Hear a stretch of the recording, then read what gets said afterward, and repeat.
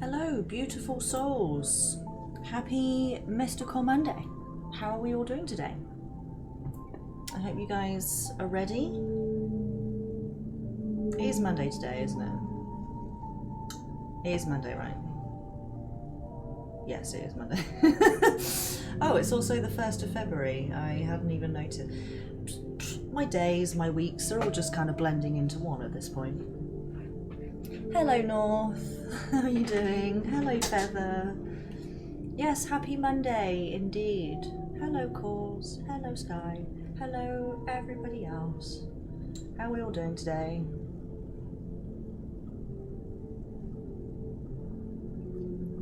Yeah, I noticed you sat in the voice channel.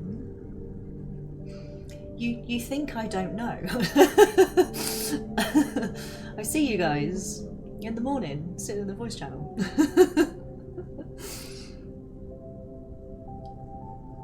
Oh, yeah, everything's just sort of blending in together. And I can't say that I slept particularly well last night either, so I'm just really not fucking with it. I've been really clumsy this morning. I've got like a big eyeshadow palette. I just fucking threw it on the floor this morning. So I'm currently scooching around in multicoloured dust on the floor under my desk.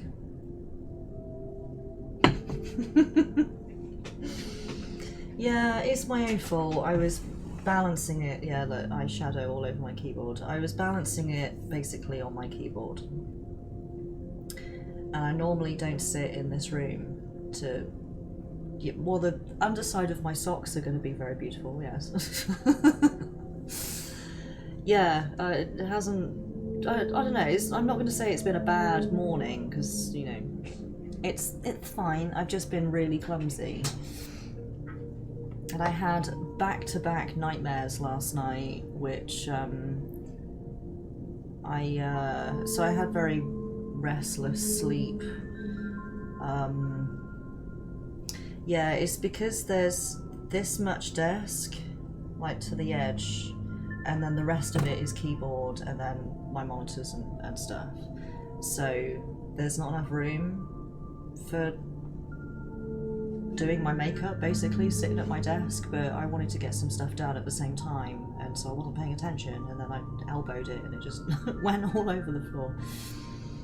Oh, I did change the chat colour and we can't read it, so let's fiddle with some colours for a minute.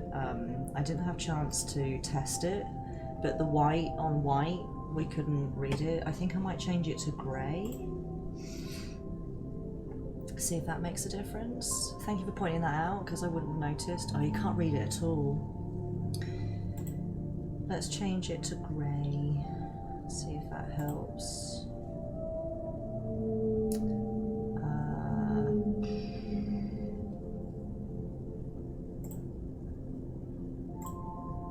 I thought maybe purple would do the job, but it's not. Grey.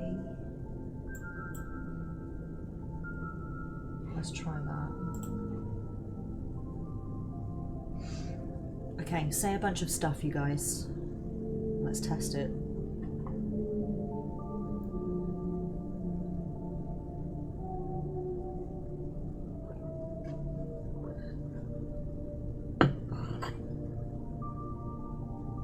Yeah, put my arm in front of it and you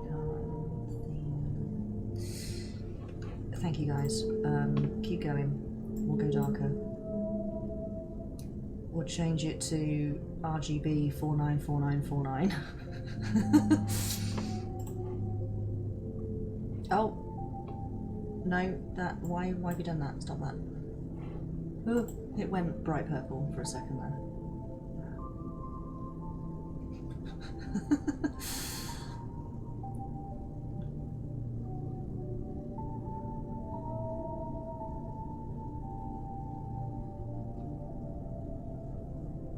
As long as I don't put my brightly coloured arm behind it.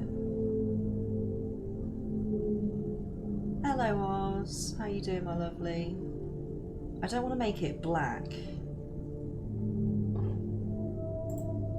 but that's still too pale, isn't it?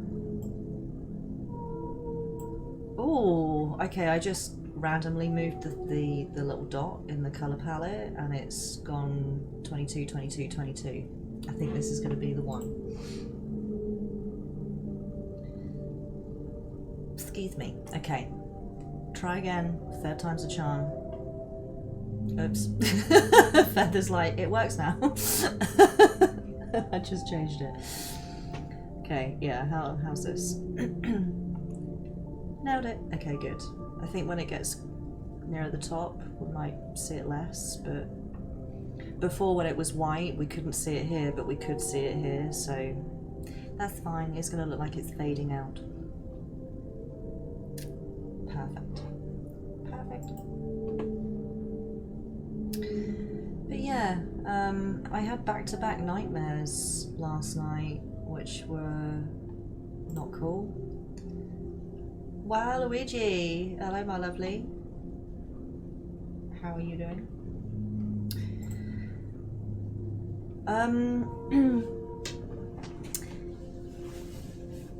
Yeah, I mean, we were talking about this in the last stream, I think, weren't we? Lucid dreaming and stuff. This is a test alert of the emergency alert chat system. Yeah, we were talking about lucid dreaming.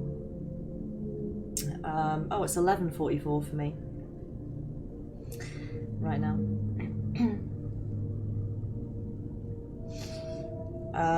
Yeah, we were talking about lucid dreaming, and unfortunately I wasn't able to lucid dream in any of these dreams. They were so vivid. They were all like disaster situations and me trying to escape from places. It was really fucked up. Like, I had this one dream where I was on like a huge cruise liner in the middle of the ocean, and I want to say it was in the northern hemisphere because I was conscious of it being very cold outside. So, but unfortunately this wasn't like a Caribbean cruise. This was like an Alaskan cruise or something. Like, it was really, really cold outside. And, or at least I was aware that it was very cold outside. And the cruise liner was sinking. There was water just pouring in to the lower decks, and so me and a whole bunch of other people were just desperately scrambling like upwards in the ship. And I had Chio with me, my old dog that I don't have anymore. She's a white German Shepherd, and I had her with me for some reason, and I was like leading her, or she, to be fair, was leading me. She's a very, very clever girl, but she was kind of leading me through like staircase systems and stuff, like to get higher, and the water was like right behind us and it was rising really, really quickly, and there were people behind me that were losing their footing and they were just slipping into the water, and I didn't see them come back up. And then I found myself, like, I ran up a staircase and it was a dead end. And when I woke up from that dream, I was like, well, that doesn't make sense. Like, safety protocols and stuff on ships, they don't build staircases that go nowhere. But in this case, I found myself in a corridor that just didn't go anywhere. There were no doors. It was just, it wasn't really a long corridor. It was like a little room, I guess, at the top of the stairs, but there was nothing in it, so it was like a corridor. And the water was like creeping up the stairs, but really quickly, and I just looked down at Chio, and she was looking up at me, and I was like, fuck, this is it. Like, if we go back, we're gonna have to swim underwater, and I'm gonna have to like hold her by the scruff of the neck or something and drag her through the water, and she might drown. And I mean, either way, we're on a cruise liner in the middle of the fucking ocean, so if I try and save us now, it's just delaying the inevitable. We are going to drown. Like, we are going to drown. That is just what's going to happen. So either I prolong it or I just let it happen now. So we both just stood there, and I think the water got as far as my knees, and then I woke up. I was so fucked up. so fucked up. And then after that, I had a dream where I was like wanted or something, or I'd escaped from a cell. I'm not really sure what happened because I missed that part of the dream, but I was like trying to escape and there was an airfield and I was like trying to be really inconspicuous, just like blend into the crowd, but I was trying to buy somebody's plane ticket off of them so I could get a place on the plane and leave. And I managed to get a plane ticket from some dude who was just like, you know what, you can have it, like I don't really want to go anyway, so you can just have my plane ticket. And I was like, no, I'll pay you. And he was like, no, it's okay, you have it. He took it out of his wallet and he handed it to me, and I was like, you've no idea how much this fucking means to me. And then I was like, shit, I need a second ticket for such and such. Like I had someone with me, but they weren't with me in the first place. But then suddenly, you know how with dreams they morph and change and you just accept those changes as if it was always the case. I was just so seduced by the dream, you know, there was no lucid dreaming. Nani, hello my lovely, how you doing? And there's always someone with me. Yeah, true, actually. I mean, that's not always the case. I think just in these particular dreams I had someone with me, but yeah, I was just aware that I had someone with me who was also in the same situation as me and was off somewhere else trying to find a way onto this plane. And so I started like, I had my ticket now, so I was like, they need a ticket, so I'm going to try and get them a ticket. And I was just going from person to person. I was like, hey, I've got money, and you know, you guys could just get the next plane out of here, but can I have your plane ticket? You know, I'm just like chatting to these people, trying to like going from person to person. And then the person who was with me came over and was like, oh Alice, did you manage to get a ticket? And I was like, yeah, I got a ticket. And I put my hand in my pocket and it wasn't there anymore. And I was like, fuck, I've dropped it somewhere. So then we were both looking everywhere for this ticket that I'd dropped, and I kept finding like other scraps of paper on the floor that looked like the plane ticket, but on closer inspection wasn't the ticket. So I was getting increasingly frustrated that I was like, oh, I found it. Oh fuck, it's not. That's not it. Oh no, wait, there it is. Oh shit, that's not it either. You know. And I woke up from that. That was the last dream I had, I think. Before I woke up and just went, fuck this, I'm getting up. Oh, crazy. I mean, I could go on.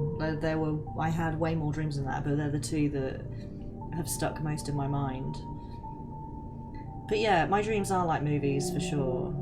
I still remember this dream. I started to write it as a short story because it was a dream that, I mean, this was years ago, but it was a dream that I had that made sense, kind of like it made like kind of logical sense, like A led to B, led to C, led to D, and so on. It didn't miss any steps out. And I think I've told this story before,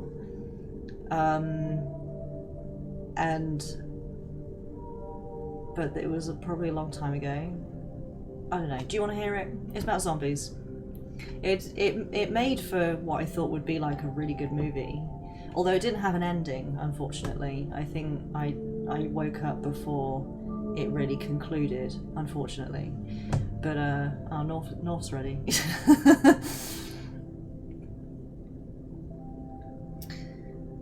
Zombies, yeah. Okay, so here in England we celebrate Guy Fawkes Night or Bonfire Night, which I don't know if you guys know what that is. It's where it's on the 5th of November. Remember the 5th of November. Gunpowder, treason and plot. There should be no reason why the gunpowder treason should ever be forgot. 5th of November. this dude called Guy Fawkes on the 5th of November back in the 1600s, I want to say. I forget what year it was, but it was a very, very long time ago. He tried to blow up the Houses of Parliament because King James the Second was a nasty cunt, and Guy Fawkes wanted to overthrow the government, basically. So he wanted to blow up the Houses of Parliament in London, and he put barrels of gunpowder in the cellar underneath where he knew King James was having a meeting on the 5th of November, and unfortunately the barrels of gunpowder were found by King James's men, and Guy Fawkes and his colleagues, if you like, who were part of the gunpowder treason plot, they were all caught and they were all thrown into the Tower of London. Some of them were tortured on the rack, some were hung, drawn and quartered. It was really fucking messy. Some were burnt at the stake. So British people, English people celebrate Guy Fawkes Night, a bonfire night, every 5th of November, and we do it by, we have a big bonfire and we make like a scarecrow, which we call a guy, and we throw him on the fire. I personally don't agree with any of this shit, because I think that the Houses of Parliament should have been blown up, because I think that things would have been incredibly different for English people. We would have been free. Anyway, right? So, and we set off a load of fireworks, which represent the Houses of Parliament actually being blown up. So it's a bit fucking weird how we celebrate it, but that's what we do every 5th of November. It's like tradition. So I dreamt that it was bonfire night, and I was standing in the garden with my family, and we had a little bonfire, and we had those little handheld sparkler things, and it was nighttime, and we were letting off loads of fireworks and stuff, and there were loads of celebrate the murder of native. Right, yeah, okay, so it's kind of a similar thing, sort of. I mean, this wasn't genocide. This, but yes, right. So I was standing in the garden, was setting off all these fireworks and stuff. I was with my family. I was with like my extended family, and Gaia, hello, my lovely. Thank you, Oz, for gifting us sub to North. Welcome back, North. Not that you ever left, but welcome back. And yeah, the whole sky was just like filled with fireworks, and you kept hearing these low rumbles of like booms and stuff of rockets going off, which is normal for the 5th of November. It's like chaos. It's probably a bit like 4th of July for you guys in the States, where there's just fireworks going off continuously all fucking day and night. It's like that on the 5th of November here in the UK. So, you know, we're enjoying firework night, bonfire night, whatever you want to call it. And I went into the house, and the TV was on, and I just sat down on the sofa and I was watching it for a minute. It was on a news channel, and there was this newsreader saying that we're being instructed to stay indoors, it's very dangerous outside, there's people that are not themselves, I think was how she described it. She didn't use the word zombie, and she didn't say like there's a virus or anything. It was very unclear, but she was saying that until these people have been dealt with, the whole of the United Kingdom is like on lockdown. Bearing in mind, I had this dream probably 5 or so years ago. And so she was saying, you know, lock your doors, close all your curtains and turn all your lights off, and stop your firework displays immediately, because it riles them up, and they're very, very dangerous, because they're not in their right minds. You know, we'll deliver more information as and when we have it. So I was like, oh shit. So I immediately I turned the TV off, I drew the curtains, I locked the doors and stuff, and then I went back outside and I was saying to my family, guys, we need, like, you need to come in now, we need to stop this right now. And my brother was like, oh shit, I need to go somewhere, I need to leave. Like, he didn't really say much about, he didn't say where he was going, and he didn't really say why he was going. He just immediately like dropped what he was doing. He was like, oh shit, I need to go. And he left. He got in his car and he drove away. So I was like, no, wait, you can't go anywhere, it's too dangerous out there. And he's like, no, I'm going, and he just left. So I just assumed that he was going to find his friend or his boyfriend or something, like.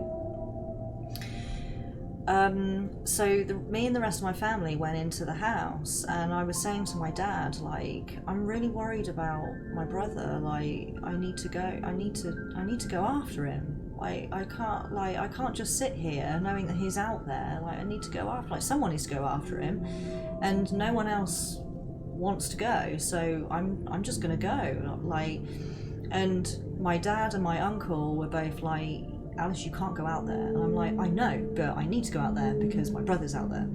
So I just put my shoes on and my coat. And this is the other thing, like, in a dream, you don't really think about things like that, do you? You don't dream like putting your shoes on before you go outside. You just go outside, right? And this is what I mean. This was a very kind of logical dream, like A led to B led to C. You know, it was very real in that respect. So I remember like sitting on the bottom of the stairs in the hallway, putting my boots on, and reaching out for my coat and putting it on. And I went outside, and 5th of November, so it's fucking cold out there. And I remember like my breath was, like, I could see my breath, like where it was so cold. And I went out there, and there was basically just chaos going on out there. There was like people just sprinting down the street, like holding on to each other, like they just heard the news and they were like running home. And there were still fireworks and stuff going off in the distance where there was obviously people that hadn't heard. And there were cars like screeching down the street and like bashing into stuff, and people were screaming, and it was just fucking chaos out there, and it was really, really scary. Now, the only thing that doesn't make sense is why I decided to go after my brother on foot when he'd left in a car. That doesn't make sense. But for some reason I felt like that was the best thing to do. So I'm on foot and I'm walking, but very briskly, like down the street. And I rounded a corner into a side street, and it was deathly quiet in there, like down there. And so I'm walking and I see a house with lights on. God, this is really fucked up. I saw a house with lights on and the front door was open. So I walked to the foot of the path. I know, right? This is why I wrote it down as a short story when I woke up, because I was like, I can make this into a movie. Like, this is crazy. And I don't usually have, well, I usually have dreams that have like these big movie type elements, but not in the way that this dream unfolded, in a very logical, like da da da da da sort of way.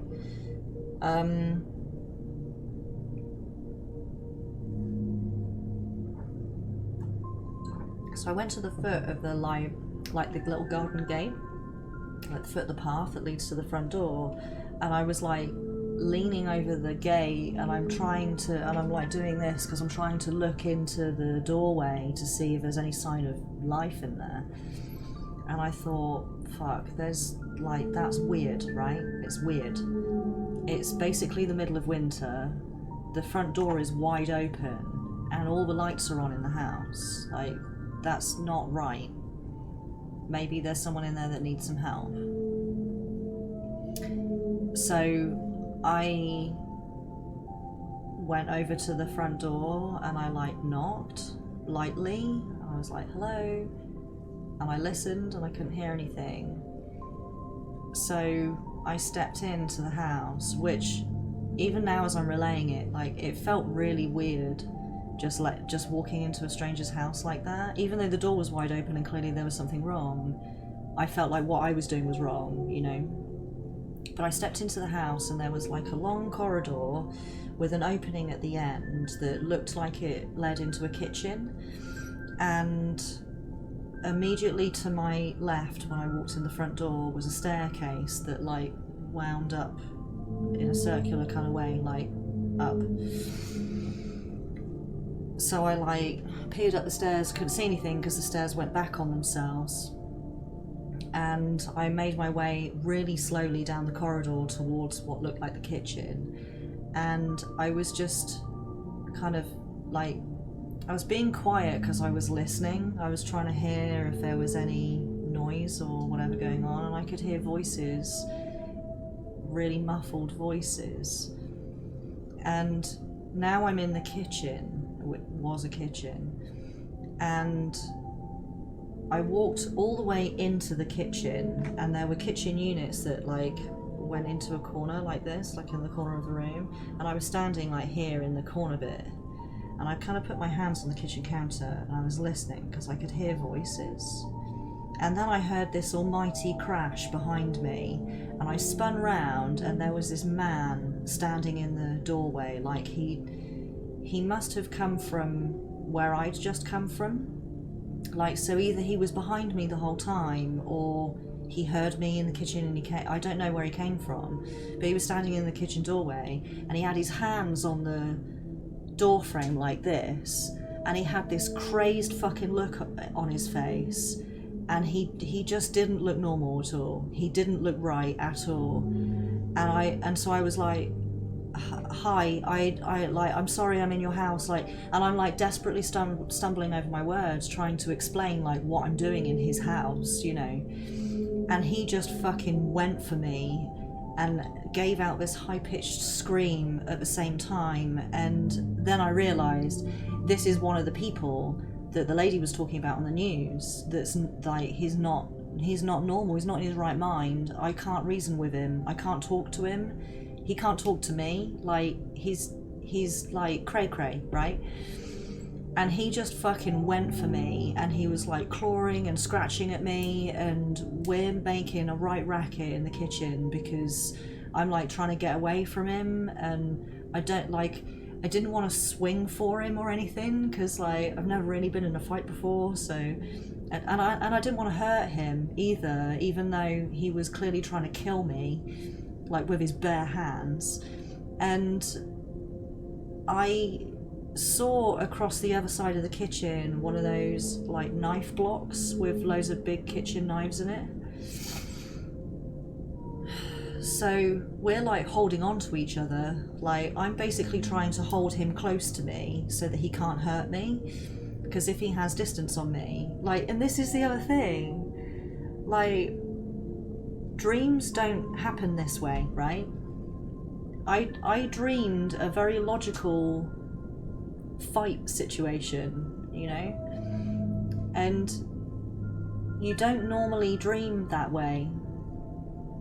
And so I'm trying to hold him close because I was thinking if he has distance on me, he can like swing for me, he can scratch me, he can choke me, he can punch me, kick me, whatever, and I'm more likely to end up on the floor. And if I get on the floor, then I probably won't be able to get back up again because he's bigger than me.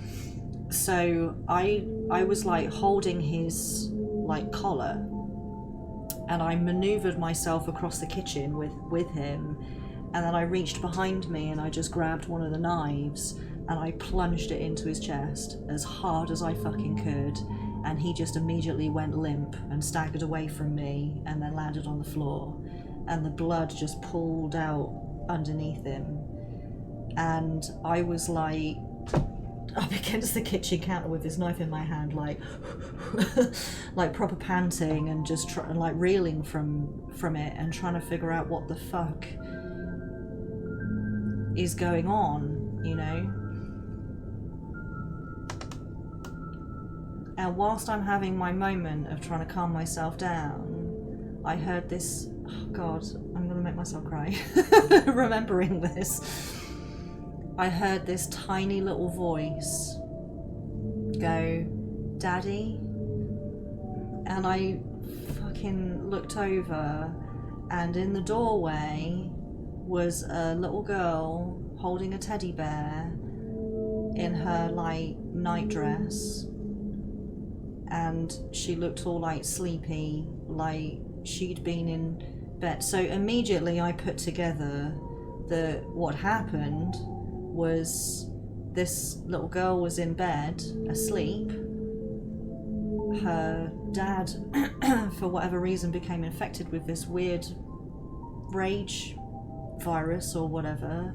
He'd lost his mind, which was why the door was open, and then I just let myself in, and all the chaos going on in the kitchen had woken up the little girl, and she'd come downstairs to see what was going on, and then found me holding a knife, having just murdered her dad, who's now laid on the floor in a pool of blood, dead.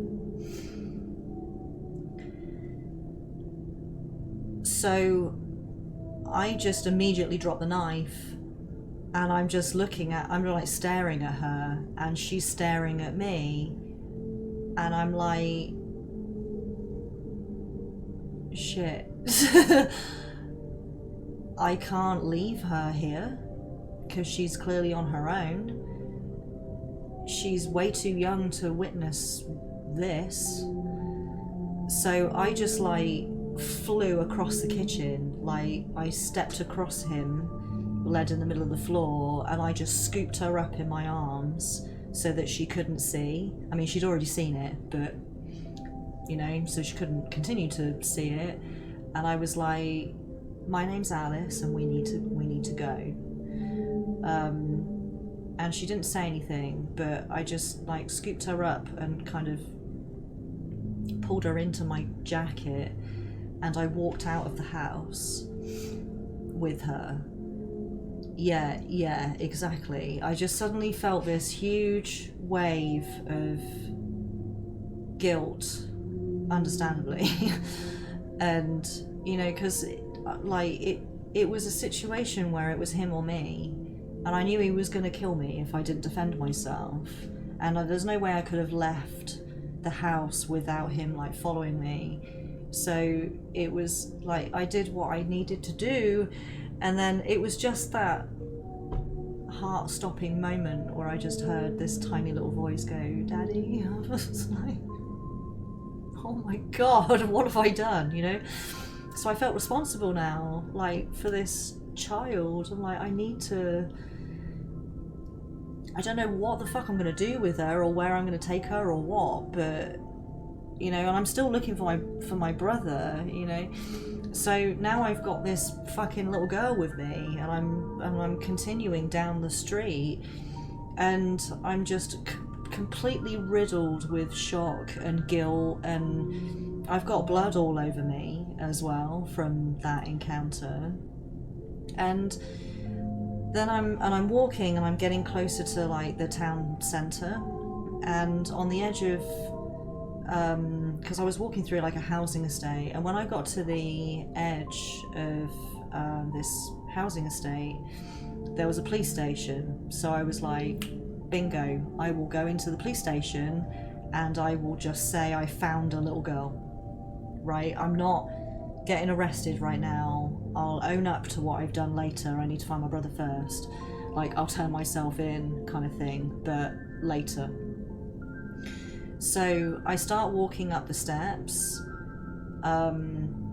with this little girl who's now just like desperately sobbing against me, and I open like the first set of glass doors, and then there's another set of glass doors, like a little foyer, like entrance area, and I stepped into that, and as I started to push the door open, I stopped because something wasn't quite right, and the doors were glass so I could see through them. And there was like I don't know if you guys have ever been in a police station before, but I have plenty of times. And they have like a counter for you to go and speak to someone, but it's like chin height, It's like, it's really, really high so that you can't climb over it. And it's very rounded and smooth, so you've got nothing to grab hold of to climb over it. So I can see this through the second set of doors, but there's no one behind the desk, and there was like a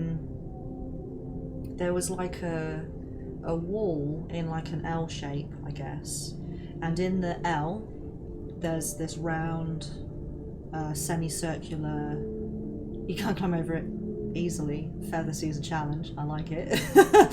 There was like a semicircular, like where the desk was, where there's no one there. Now when you go into a police station, there is always fucking someone sat. There's always a police officer sitting behind that desk. Always. That is never left unmanned. So as soon as I saw that there was no one there, I stopped. I was like, there's something wrong here. And so the wall was like an L shape, but the top half of the wall were glass windows. So I'm looking through, and I'm a fair distance away, so I couldn't see much, but I could see that there were people milling around in there, and it just, something was really off. Like there was too much movement going on back there. So I've got this little girl, like she's like got her legs wrapped around my waist and she's like sobbing into my shoulder, and I've got her like this pulled really tight to me, and I just kind of crouched and pushed myself into the corner, so I'm looking through the glass doors, but now I'm like really low into the side so no one could see me, and I just observed for a moment. And as I'm watching, I'm beginning to understand what's going on back there. There was like a row of cells, and they were bars, like cages, and which in real life, that's not, like, you don't even see the cells when you go into a police station. Like, you only see the cells if you're fucking in one, you know what I mean? But so this is the only thing that really gave it away, other than the zombies, right? This is the only thing that gave it away, is that it was a dream. But there were these rows of like cages, let's say, and there was so much movement going on in these cages. I really focused my attention on it, and I realised that the people in those cages were these like crazy people that were going around trying to murder, like the zombies were in there. And then so I'm like, oh, okay, cool. They're like, the police are rounding them up off the street, you know, and they're putting them away somewhere where we can't be harmed by them. But then, as I'm sat there watching, I'm still debating that should I go in there and hand this little girl over and whatever. I watched as like 4 or 5 police officers had this woman who was like screaming for her life, and they shoved her in one of the cages and let her get eaten by one of these crazy people. And then there was this like huge wave of disgust came over me as I realised that they weren't helping citizens. As people were coming in to the police station and asking for help, they were feeding them to the zombies, and I couldn't understand why they were doing it.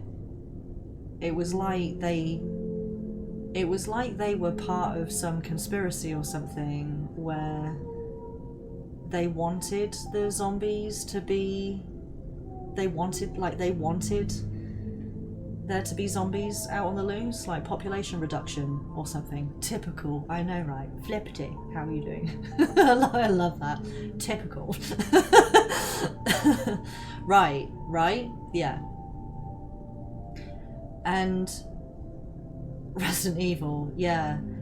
So they were just like feeding survivors basically to them to keep the zombies alive and like fuck everyone else. And this woman was just screaming and screaming and screaming until eventually she stopped screaming.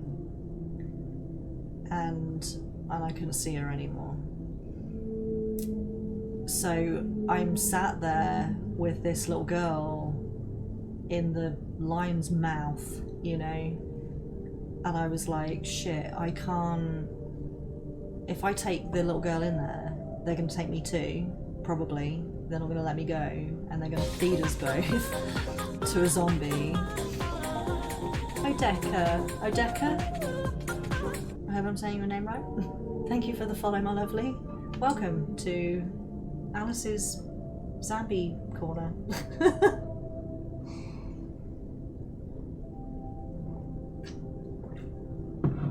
And as far as I can remember, that was it. That was the end of the dream. I don't remember anything more than that. If I did continue to dream, I don't remember anything more than that.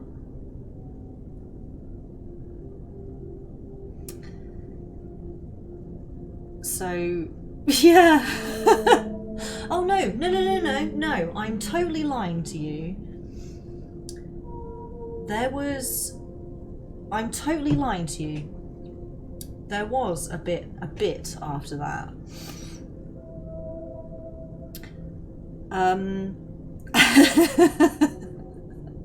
No, I'm lying to you. There was a bit after that.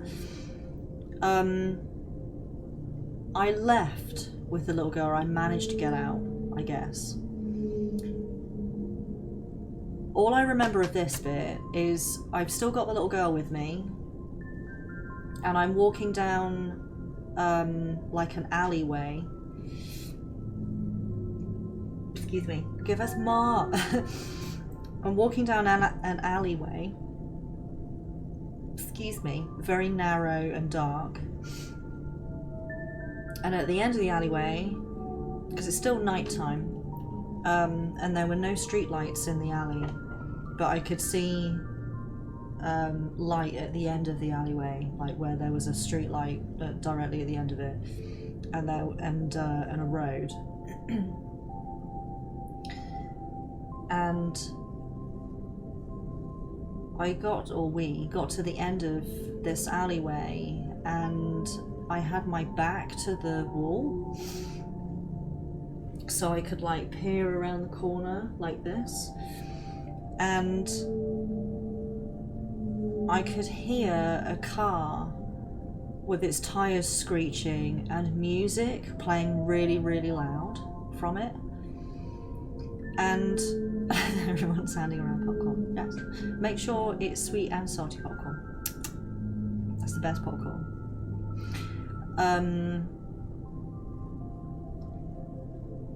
And whilst, like, before I got to the end of the alleyway, I remember hearing like people screaming and like heavy footsteps like running on asphalt, and still chaos going on, right? There's still fireworks going off. I'm still hearing people screaming and running and cars crashing into shit, and people were like just running across the street to try and get into safety, and they'll get like hit by a car that's also trying to, you know, driven by somebody who's also trying to get home, and fucking chaos, right? Like just sheer panic. And so we get to the end of the alleyway, and I, like I say, I've got my back to the wall, and I'm still like holding this little girl to me, and I'm peering around the corner, and I'm kind of sticking my head out like, the fuck is going on out there? And yeah, I heard this car with its tires screeching like it was driving really fast and recklessly, but it was playing music. There was music coming from it, really, really loud, and I could hear laughing, like manic laughter, like crazy person kind of laughter coming from it. And it kind of, as I stuck my head out, I guess the driver saw me, and the car came screeching to a halt in front of me. So I was like, shit, do I go back? Because I think in that moment I was reminded where I as a kid, right, side note, as a kid, I used to have nightmares all the time about a driverless car, so like a self-driving car that would try to run me over. I used to have this dream all the time. And I would only wake up once it actually run me over. And I think in this moment, in this dream, I was reminded of that, so I knew that if I went running down the alleyway, there was nothing I could climb on or over. The car would just run me down in the alleyway. So I had a better chance of getting away from it if I ran in front of it and across the street whilst it's at a standstill, because it would take a minute for it to get up to enough speed to actually fucking maim me or kill me, even if it ran me over. I could just dive over a hedge or something into a garden and then hammer on somebody's door until they let me in. Or barge it open. Or maybe it's already open because there's some weird shit going on inside. Like, you know, I just thought I've got better chance of making it if I don't run back down the alleyway. And I feel very responsible for this little girl. So, you know, there's even more reason for me to stay alive at this point. And as the car, like, stopped by me, I'm looking inside, of course it's dark, but it stopped under a street light.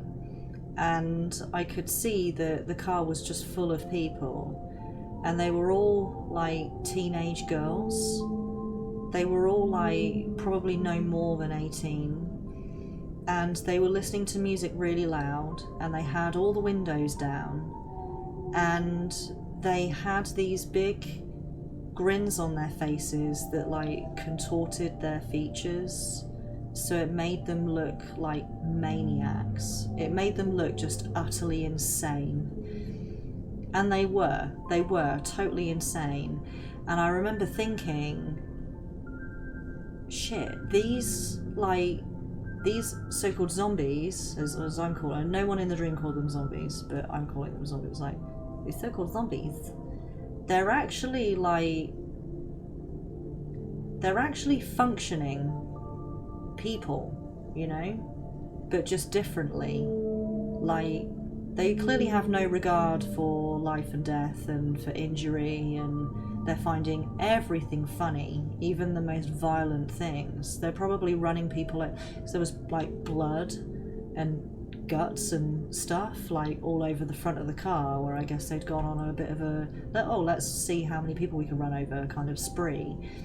But they had the "we happy few," yeah, right? Yeah, kind of like that, where they were just like crazy happy and enjoying themselves, but they had zero regard for what was actually going on. And kind of like the Purge, but they were insane. They were clearly totally insane. And they were saying to me, like, oh, get in. And I thought, they think I'm one of them. They think I'm mad as well. So I had this thought, like, are they going to try and kill me if they realise that I'm not, like, insane as well as them? And what if they spot the little girl? I mean, she was only little, and she was like wrapped up in my coat, and I thought, you know, like, in the darkness of this alleyway, maybe they can't see that I've got a little girl in my jacket, you know. What if they see that what if they discover her? So I was like, no, I can't, I've got other things to do, like, I'll come with you another time. And they were like, no, like, come with us. And one of the doors opened, and one of the girls started to get out, like, to come and get me. And honestly, I don't remember anything after that. I may have even woken up at that point in the dream. I don't remember anything after that at all. I'm quite happy to sit here and speculate and put an ending together that satisfies you all, but I'm sorry, I don't remember anything after that at all. Maybe that's just the end of the episode, you know. Tune in next week. What happens to Alice? What does the little girl ever find her mother? Does Alice ever find her brother?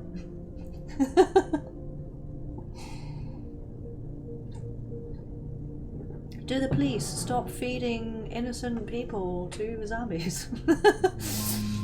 Yeah.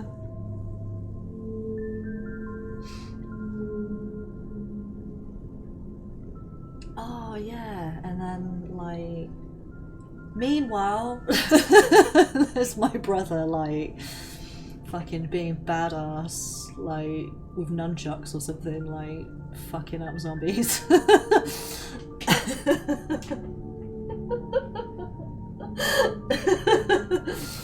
Yeah. How he went crazy. Maybe it was a signal that came through the TV. Maybe he was just like, he put his kid to bed and then he was sat in front of the TV and there was some weird like signal that came through the TV, like he was just innocently watching like EastEnders or something, and then suddenly the TV went black and then went all confuzzled and there was a really high-pitched sound and he was like, oh fuck my head, and then he just went mad.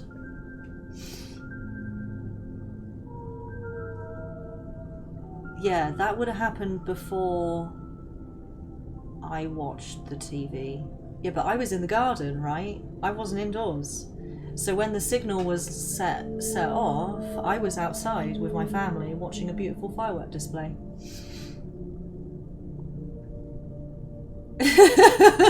My brother's just like, I have to leave immediately, like goes immediately to umbrella.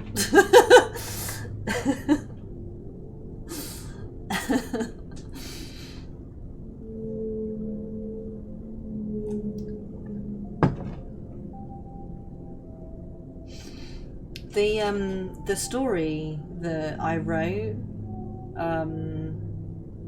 that was based off of that message, spend time with family outside. Yes. Don't watch so much television. Yeah, the story I wrote as like that was based off of that dream,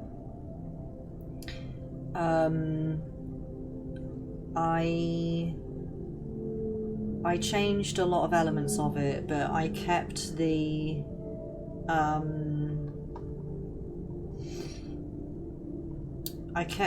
what happened in the kitchen with the dad and the little girl, kept that, and I kept like the way that these people were, they weren't zombies, but they were insane.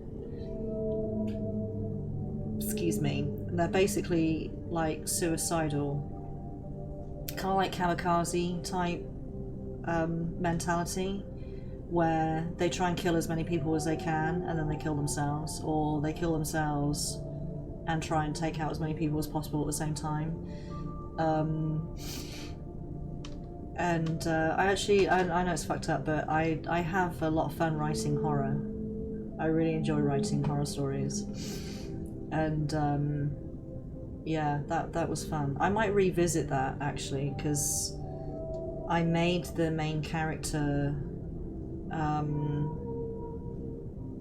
she's like a regular civilian, but her fiance works for the corporation that's responsible for releasing this virus.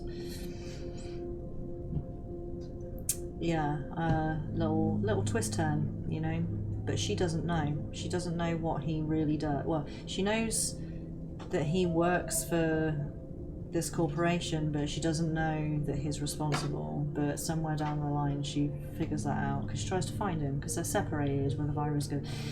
Yeah, I think I'm going to revisit that and write some more. But yeah, I based it off of that dream that I had, which was like crazy fucking vivid.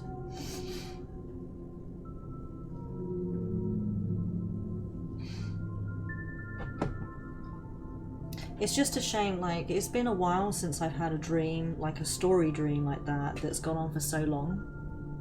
You know, because that really unfolded like a story. Whereas most dreams that I have, they're just snippet scenarios, like I was describing earlier, that last night I had that dream where I'm on a cruise liner. We're invested now. Yeah, you know, where I'm on this cruise liner and it's sinking, and there was just that snippet of emotion that I was feeling. And you know, when I had that realization that I'm gonna drown, there's nothing I can do to avoid this. I can prolong it, but it's gonna happen. But it was not a whole story, you know.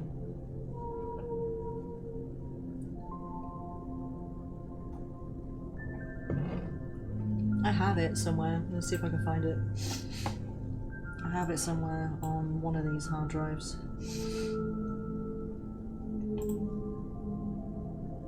Maybe I could leave you, give you a little teaser. Maybe. Maybe. What would it be?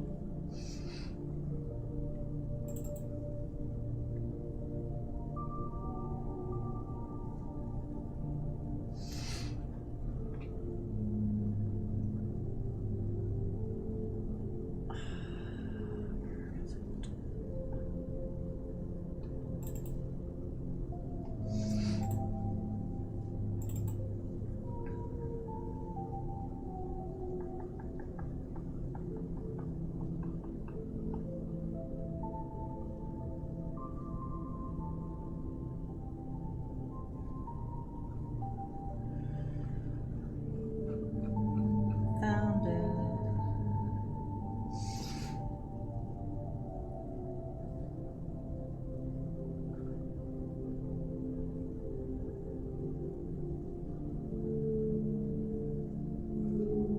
Oh, I found it.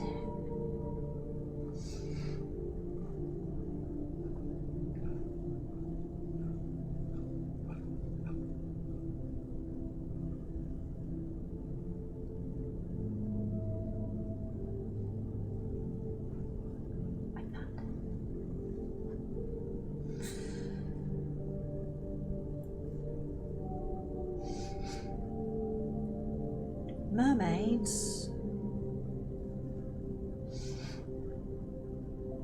That's not messed up for a kid to dream about mermaids, is it?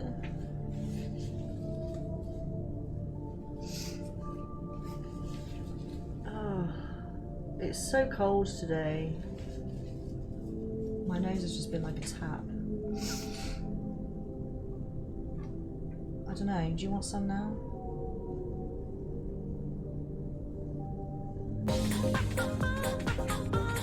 Happy! Hello, my lovely. It's good to see you. How are you doing? Thank you so much for 17 months. You crazy person, you. How are you doing?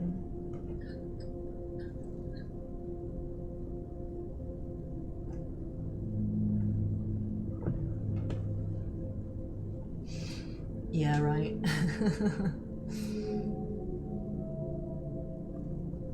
Oh, it's a bit... Because when I write horror, I like to... I'm a very detailed writer. And there's... I've just found a bit here that describes, like, something really gross.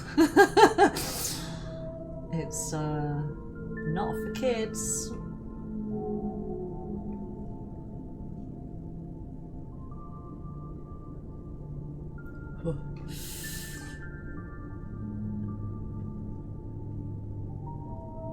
Yeah, okay. I'm gonna read yeah, like gory and gross, but in a way where you can't put it down.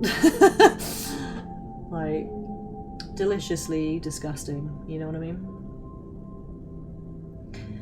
I'm going to read through it myself and make some revisions, I think, before I share it. but I know what I'm going to be doing today.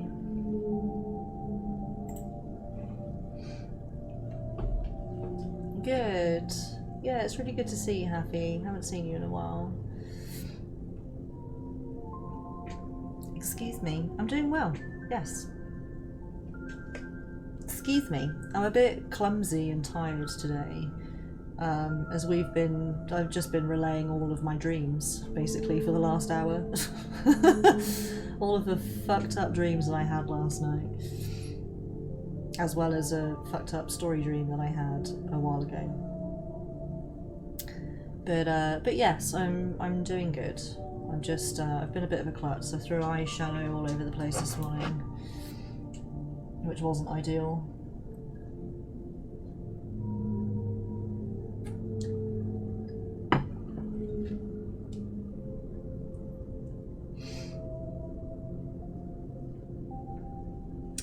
But, you know, moral of the story, dreams have been really, really vivid just lately. Not just for me, you know, for everybody. Where we're settling into these new energies, we're becoming more in touch with ourselves, connections with other people, way more tangible than they ever have been. And you know I keep saying it, but we're in this new world now where everything's hyper intensified and more colourful and bright. So having very vivid dreams, even if they are a bit crazy, that's just it's kind of the side effect, right? It's like your human logical brain is trying to make sense and assimilate these new energies, and it's not really able to do it because it's the energy upgrades and the light codes and things. It's not for your brain, it's for your soul. So your brain obviously is just there, so it's aware to a degree of the fact that things have changed, and let's call it a side effect. You know, the dreams are a side effect of these new energies. So understandable, you know, a lot of us are having very vivid dreams, very restless, broken sleep, even insomnia altogether, physical aches and pains, and maybe even the divine feminine cycle being thrown off a little. We're a few days away from the full moon. Some ladies were early, some were late. But yeah, you know, it's all ended up shooting my best friend and commit suicide. Oh damn. Yeah, I mean, I won't go through it all again, but I was just talking about, you know, last night I had a dream that I was on a cruise liner that was sinking, and I had to just stand there and accept the inevitability that I was going to drown. And you know, there were many other dreams. I mean, at some point in the night I think I had sleep paralysis because I dreamt that I was downstairs. I was here in this house, I was downstairs, and as soon as I set foot in this room I couldn't speak, and I was just hit with this dizzying bright light, and I was just knocked completely off. But it was like I stepped into some sort of vortex, but I couldn't speak, and it frightened me, and I was almost knocked over, so I was like on my hands and knees, and I crawled back down the stairs, and I couldn't speak, and that was really frightening. And I was trying to, like George was downstairs, I was trying to get his attention because he had his back to me. He didn't know I was even there, and I was trying to get his attention to be like, help me, I can't speak, like I can't stand up, like I'm fucked up right now, help me. And I ended up just banging my fists on the floor until he heard me. And, you know, just like really fucked up dreams.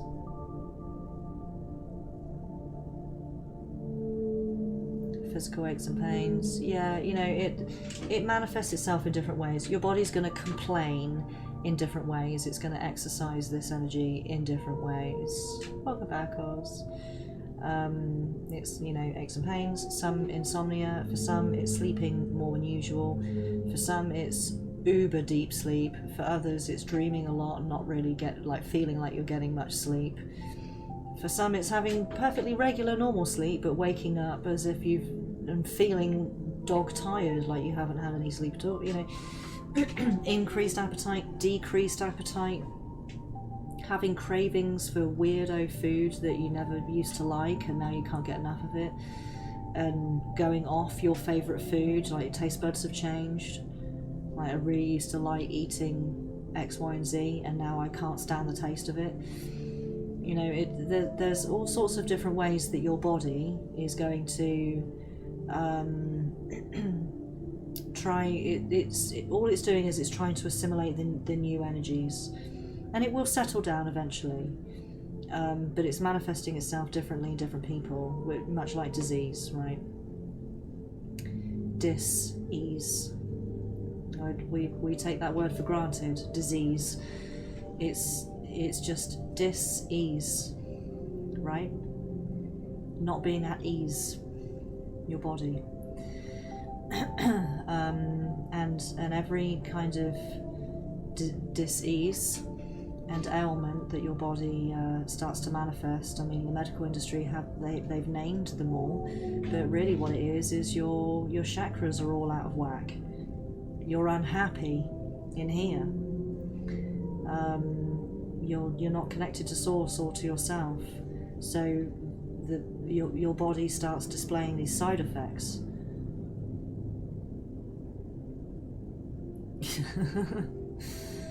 So, you know, but the medical industry is not something that we're going to talk about today. We're going to do some readings and stuff today. I could talk forever about the medical industry, but not today unless it comes up, because that is a huge topic in itself. So, I think we're going to take a little break. I'm going to go and make another cup of tea because I've now run out.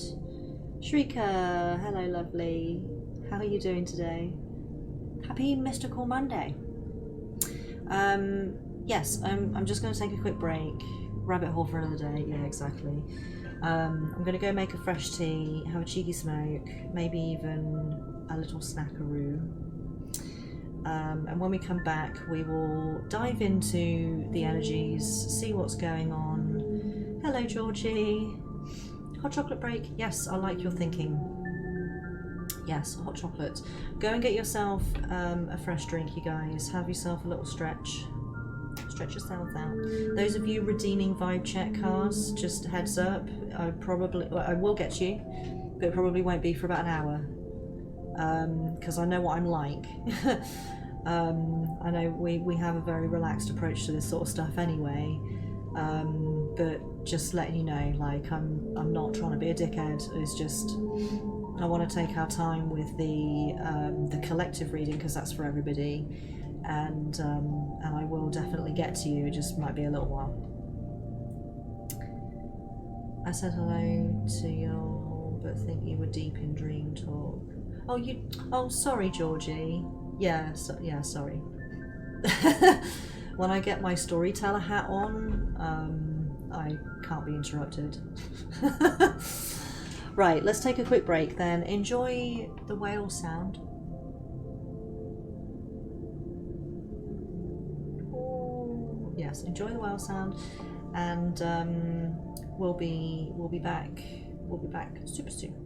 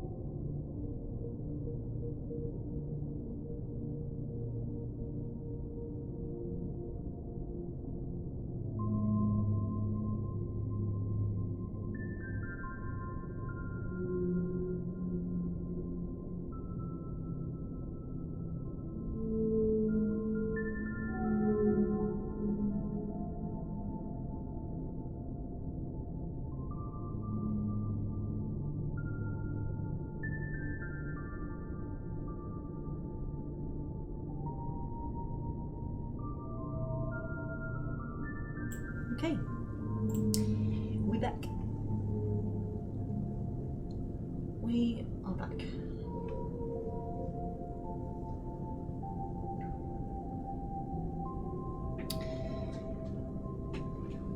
Okay, so I've got my fresh tea. Thank you. Thank you. I've got my fresh tea. I hope you guys have got a drink and you're ready to settle in for the collective read. Are we ready? Let's start, as always, with our... Where is it? With our Earth NG's deck.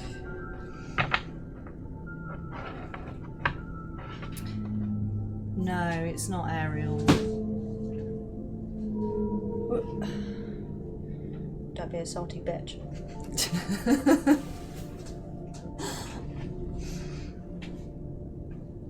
Telling the trolls what for. Oh, I'm stuck. There we go.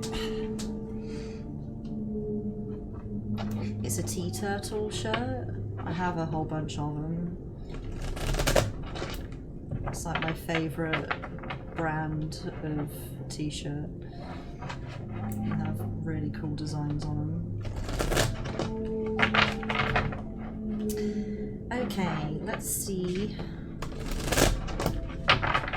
what's going on with the energies. They've been warned, exactly. Okay. Oh god. What's going on here?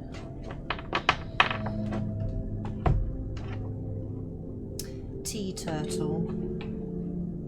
Like tea turtle. Tea turtle. It's an American brand as well.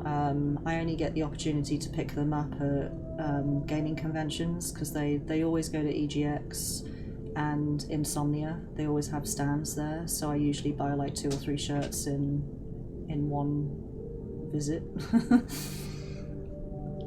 Like I've got, there's one that's got the Ninja Turtles on it, but they're unicorns. You've probably seen me wearing it before. And Michelangelo has a little slice of pizza on his unicorn horn. Okay, so we've got waterfall effortless. So energy is very free flowing at the moment. I'm not feeling any kind of resistance. It's also very watery, being a waterfall, of course. We're very in touch with our emotions, I feel, at the moment.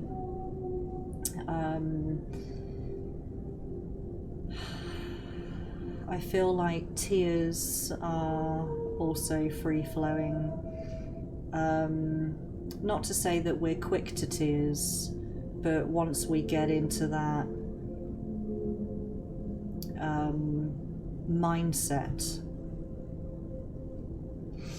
of, you know, I'm crying now, you know, I'm having a purge and a release and a relief moment, the tears are really flowing. Very easy, very effortless. So, you know, that might sound bad,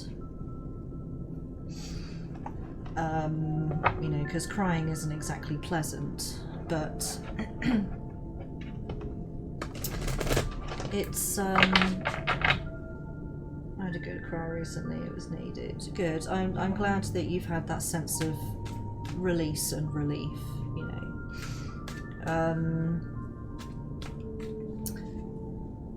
I'm really feeling like that we're very much in touch with our emotions, and there's still a fair amount of purge going on. Yeah, see, it is good news, right? Because we've got new moon promise here. Yeah, exactly. It's very cleansing, paving the way for new beginnings, right? This is exactly what I was about to say. Oz, as always, you are in touch with it. new moon is the beginning of a phase. Let's just have a little quick look when the next new moon is. We've just had a full moon in Leo.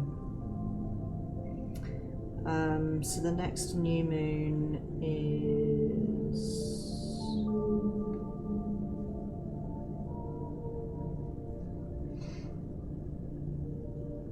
on the 11th.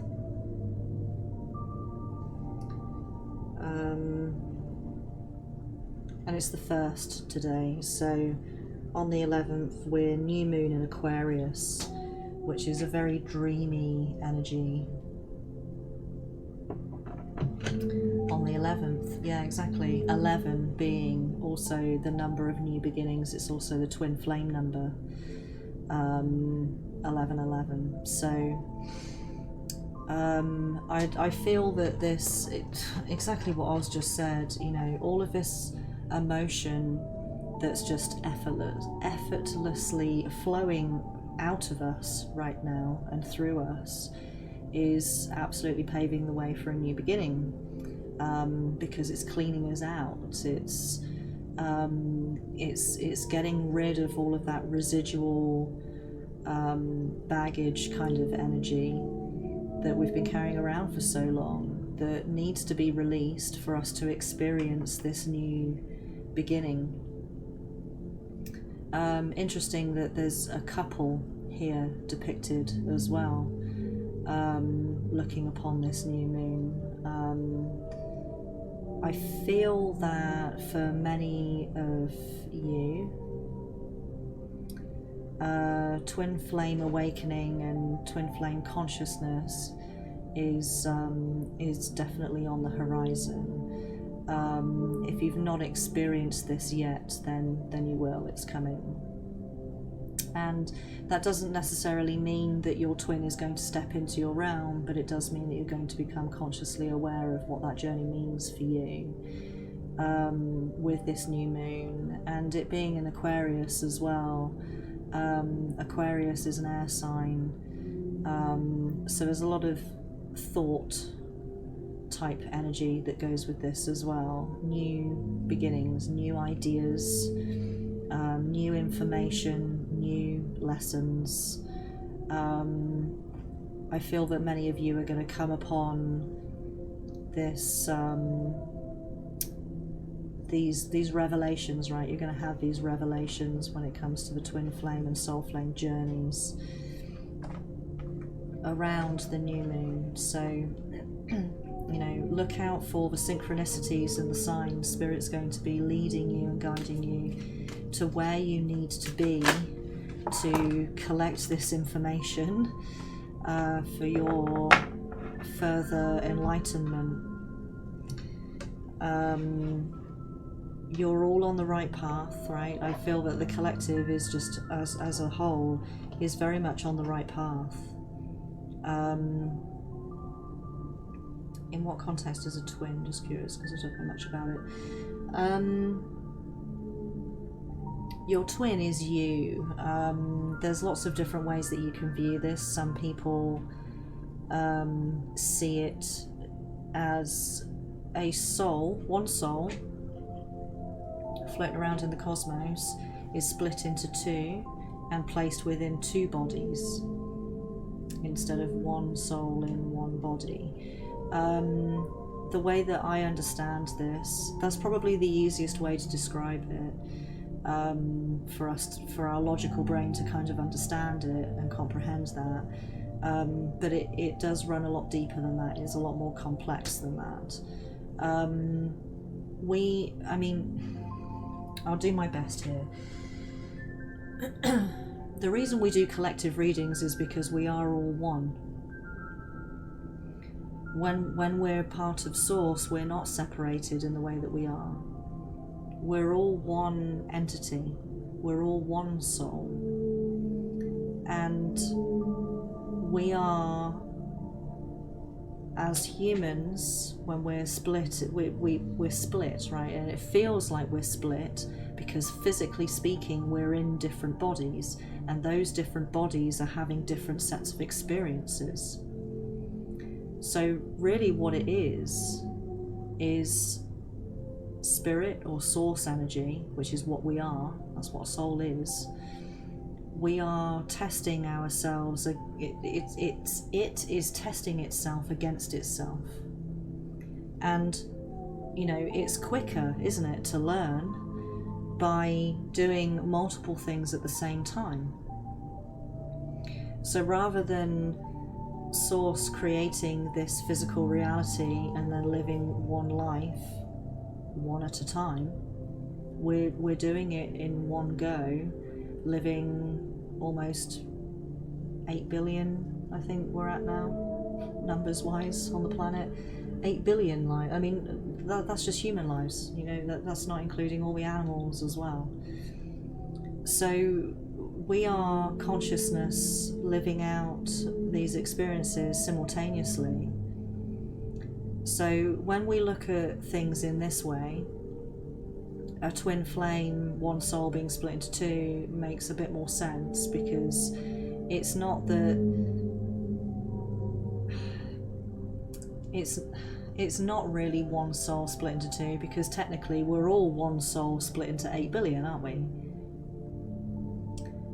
But oh, okay, all right, let's say 7.5 then billion, closer to 8, but say 7.5. So a twin flame connection or a soul flame connection, it's more or less the same thing, is you recognize your counterpoint within another body. So when these two bodies meet, the souls that reside within them are the same. We recognize our divine mirror,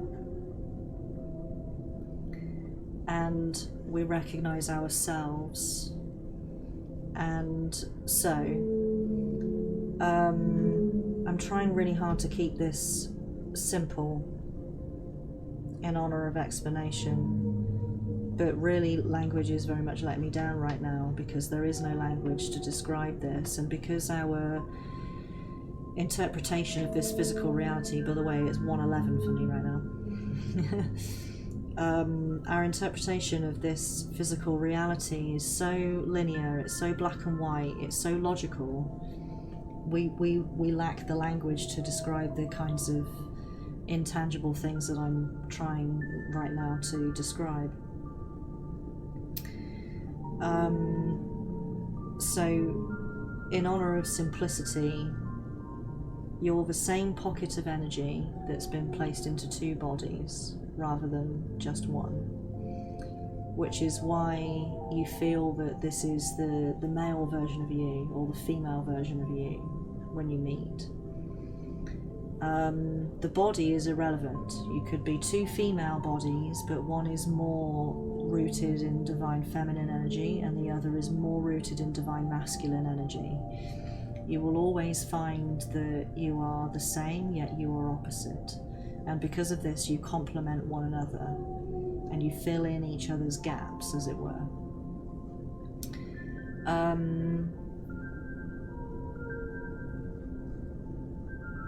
Yeah, right, exactly what Oz just said.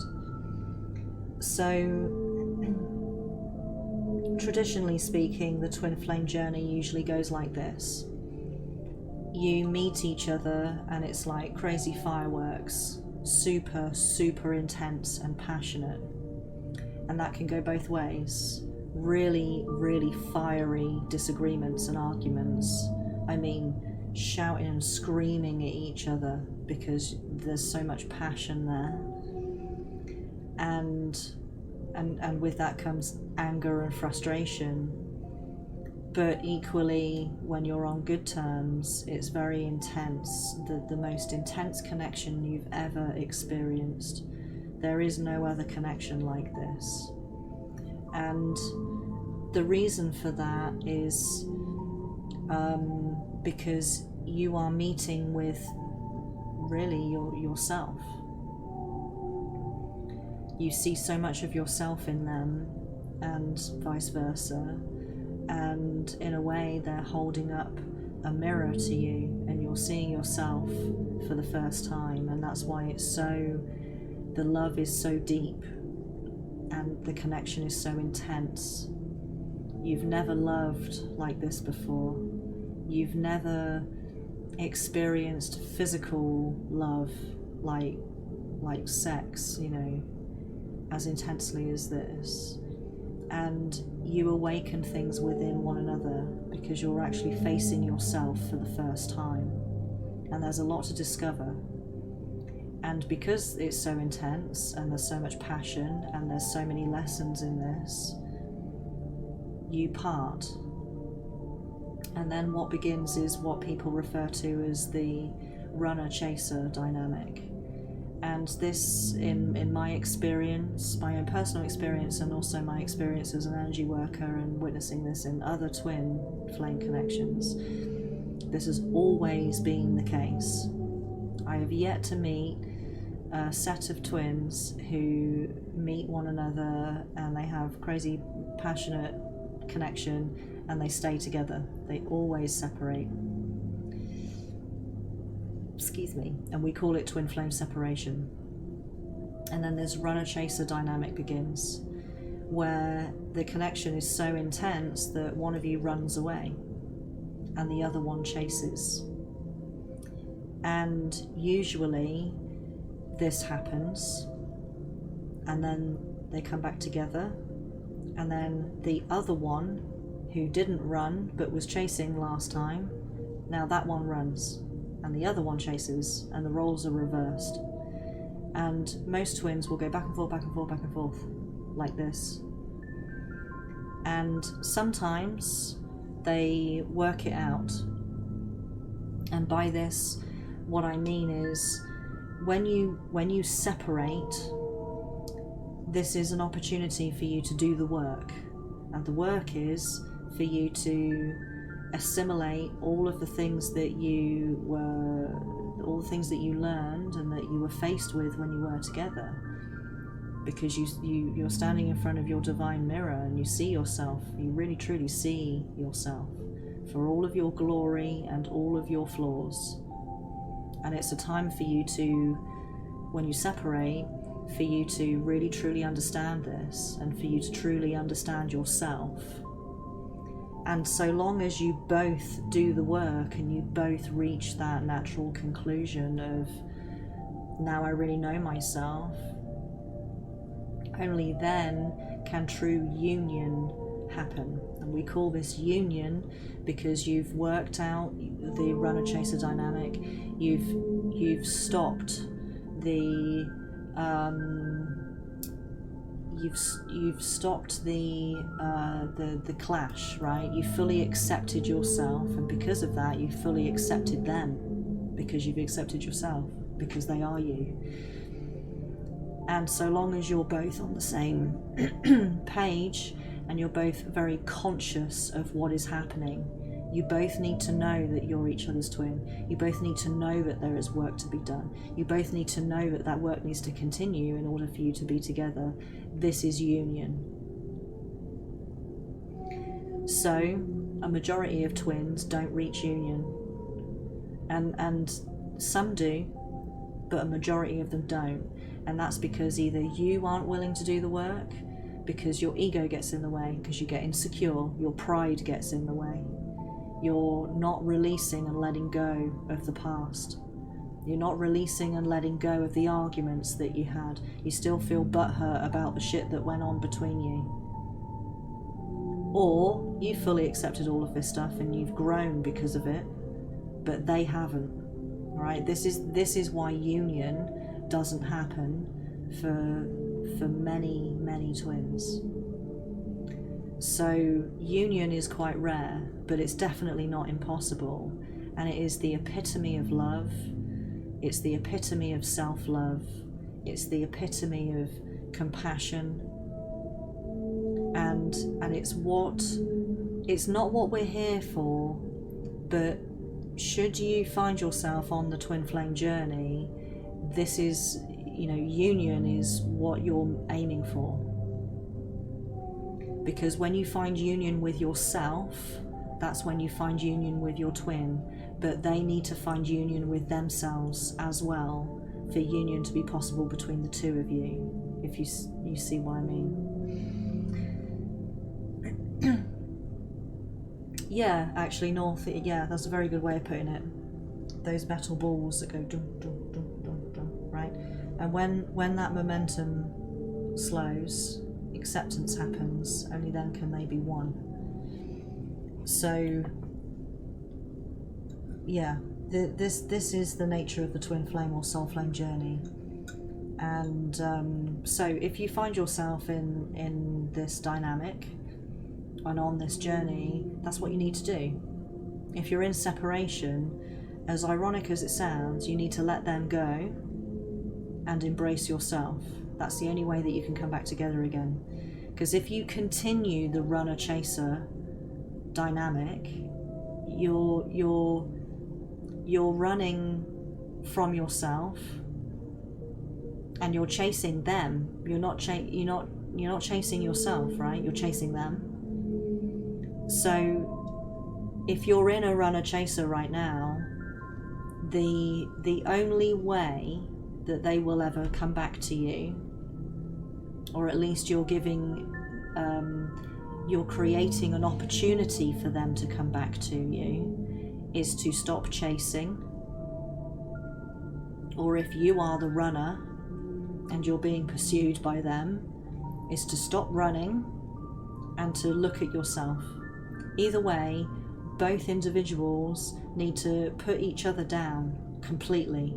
Just let it go and move into a state of acceptance that there is a very high possibility that you will never even see them again, let alone interact with them or have a relationship with them again. And as soon as you move into that state, usually they turn up on your doorstep. But you have to truly believe and know and understand that this journey is about you. It's not about us and we. It's not about them. It's only about you. So if you are you're on the twin flame journey and you're at whatever stage of it, you need to fully embrace yourself for it to ever work, and for you to learn all the things that you need to learn. And I know that's easier said than done, to walk away from that which you love the most deeply and intensely. But really, when you're loving them, you're loving yourself. It's a facade that you're loving them. Really, you're loving you, and you need to accept that consciously, that loving yourself is the only way, it's the only freedom, it's the only true love. Besides, if you don't love yourself, it's impossible to love other people in any capacity.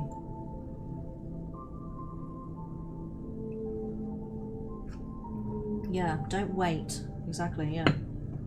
Don't wait. Fully embrace yourself. And embrace yourself in, like, you know, in the mentality of, I don't need anyone. All I need is me, because I can be the best girlfriend or boyfriend that I could possibly be to myself, because I know myself better than anybody else. So I know what I need in any given moment, and I can provide it.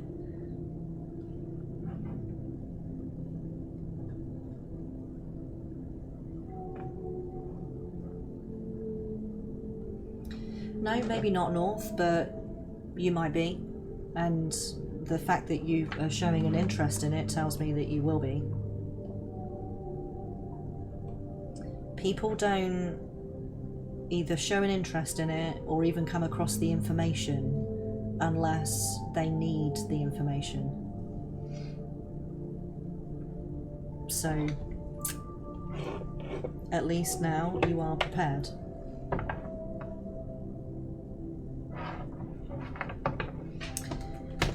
So let's move into another deck and see what else is going on.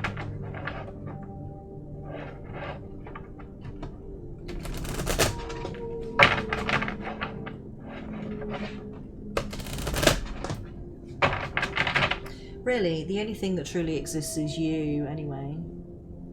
Because you are everyone. Yeah, and everyone is you. 5 minutes on the timer, please. You are everyone, and everyone is you. So,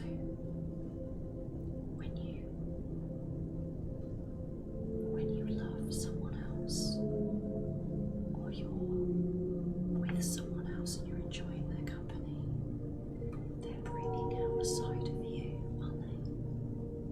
And you're enjoying that side of you. You're not really enjoying them, you're enjoying you.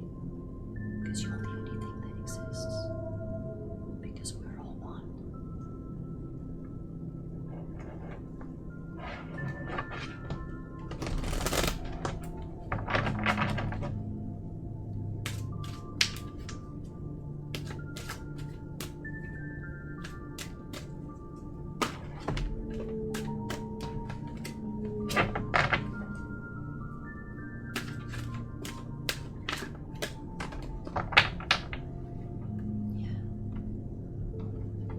Okay, we have the resting tree, patient stillness, also card number 22. 2-2 has been a theme in this stream so far.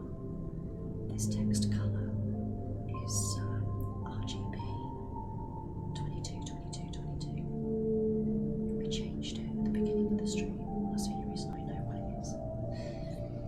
So 2 is the universal number of physical change. Change within your physical environment. So Spirit's asking us to be patient, to be still, to be calm, to rest. We're definitely in a spiritual, energetic ebb right now rather than a flow. This is a time for introspection, for release, for releasing our emotions. And when we move into new moon energy on the 11th of February, that's when we'll move into more of an action-orientated energy. That's when we'll move into flow. But right now we're in ebb. So now's the time to rest.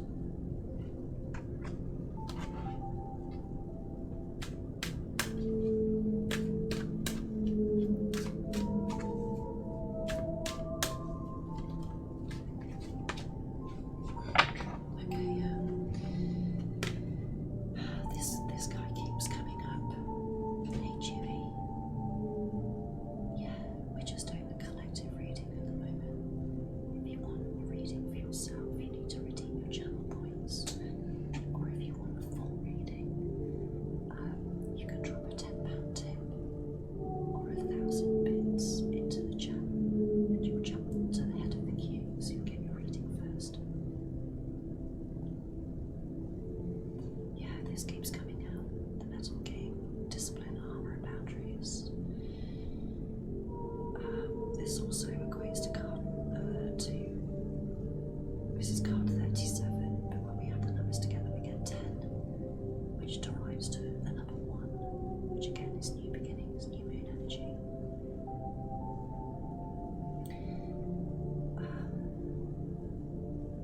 During this time of ebb, where we go within into the inner world, we feel the need to wear a suit of armor to stop other people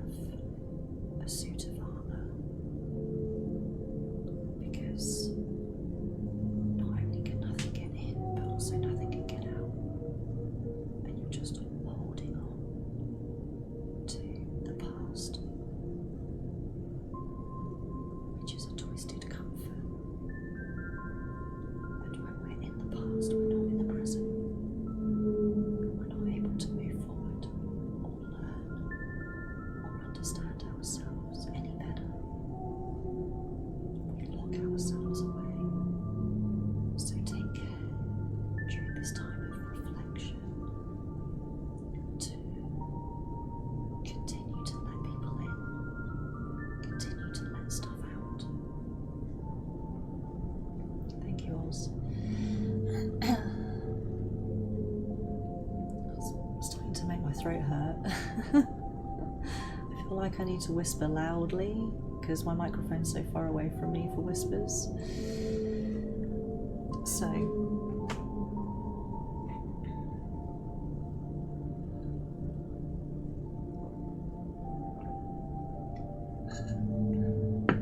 don't forget your tea or coffee or hot chocolate or whatever you've got. Breathe.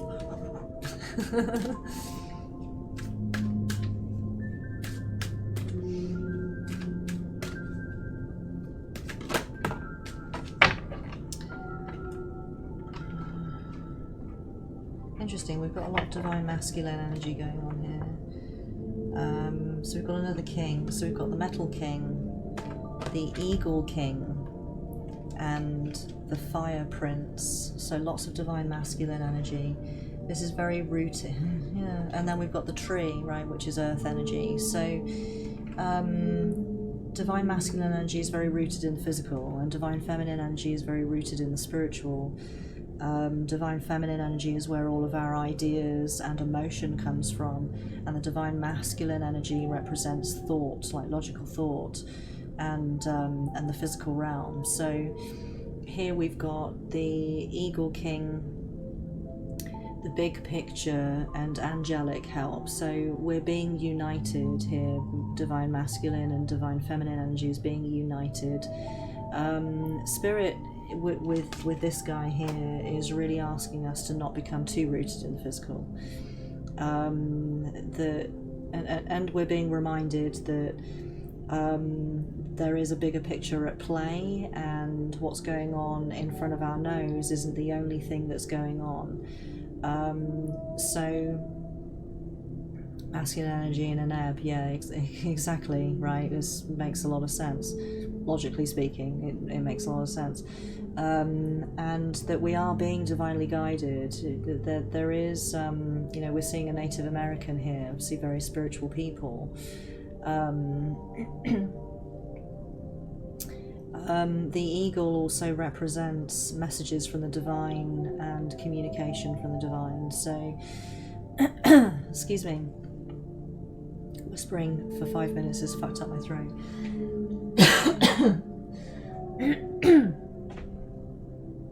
Excuse me, right. I'll try and get my throat back. So during this time of ebb, try not to get too bogged down with what's physically going on around you, and know that there is a bigger plan at play. Right now, what you're doing is you're going through the motions of the story that does have a bigger conclusion to it. And then we're also feeling Fire Prince optimism, aggression kind of energy. Yeah.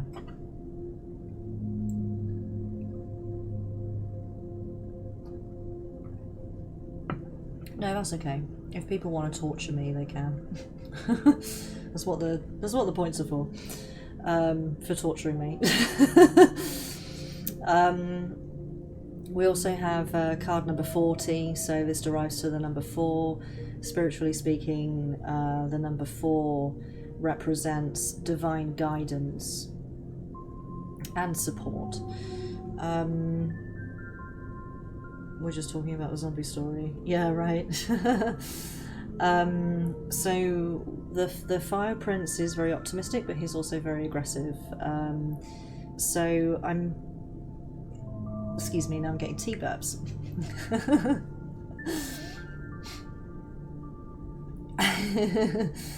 Your troll nature has gone into his little cave. Troll's gone into the cave. He's gone back under the bridge.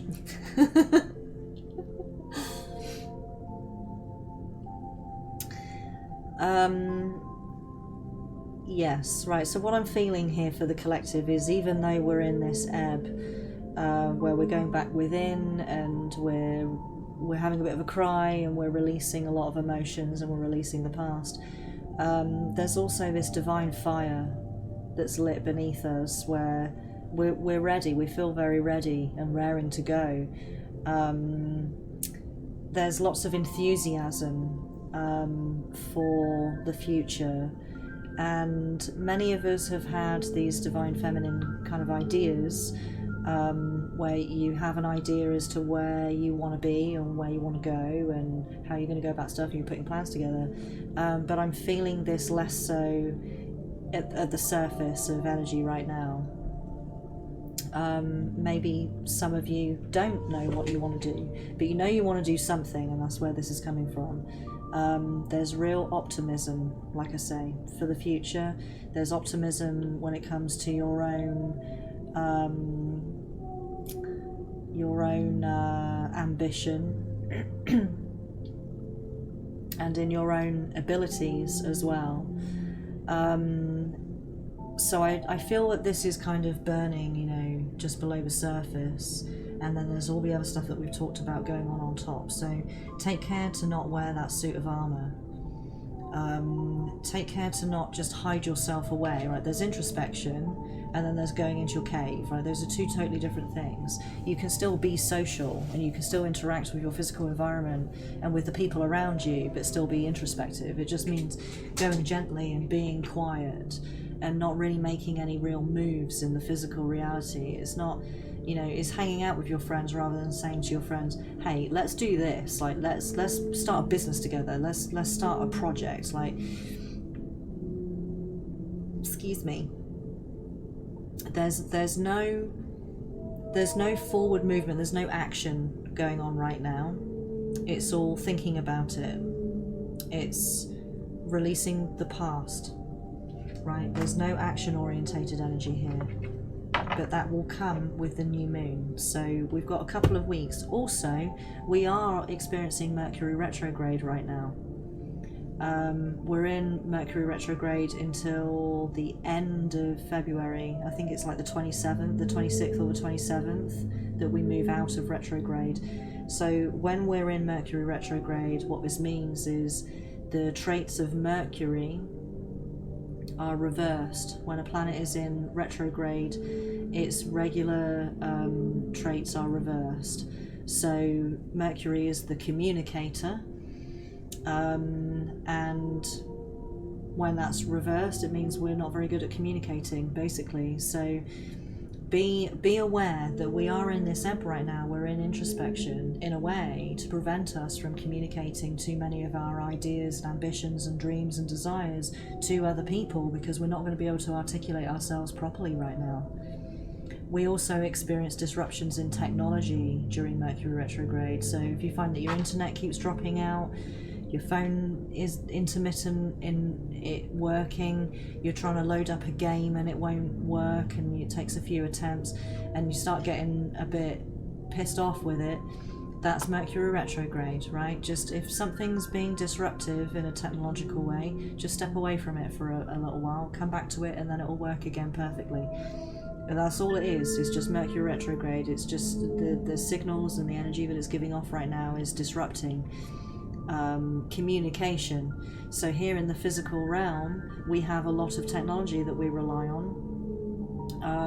Mercury and the retrograde energy, it disrupts those fields of energy that we have here in the physical reality. So that's all it is, right? If you start getting pissed off with technology, just put it down for a while, go and connect with yourself, go and reconnect with nature.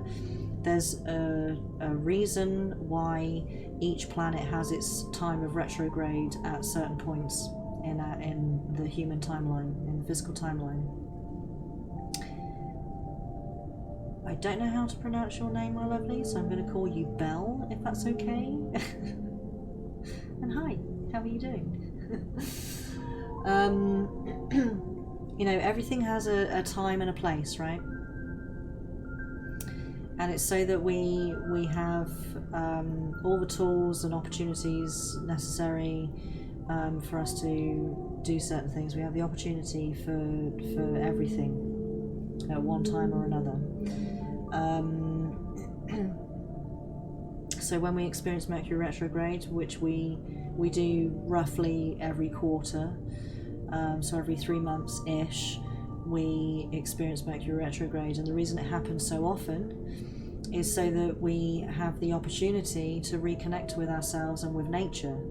It disrupts technology, so we end up getting pissed at it and we put it down for a while, and then what do we do instead? We pick up a book.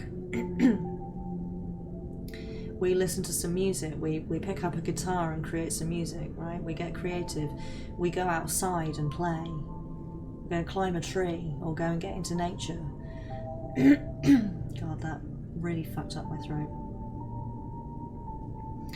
So, consciously take this as an opportunity. If we know it's Mercury retrograde, as things start fucking up technologically, we know exactly what it is when it's happening, then consciously you can say, right, this is basically spirit giving me the opportunity to go and do something else.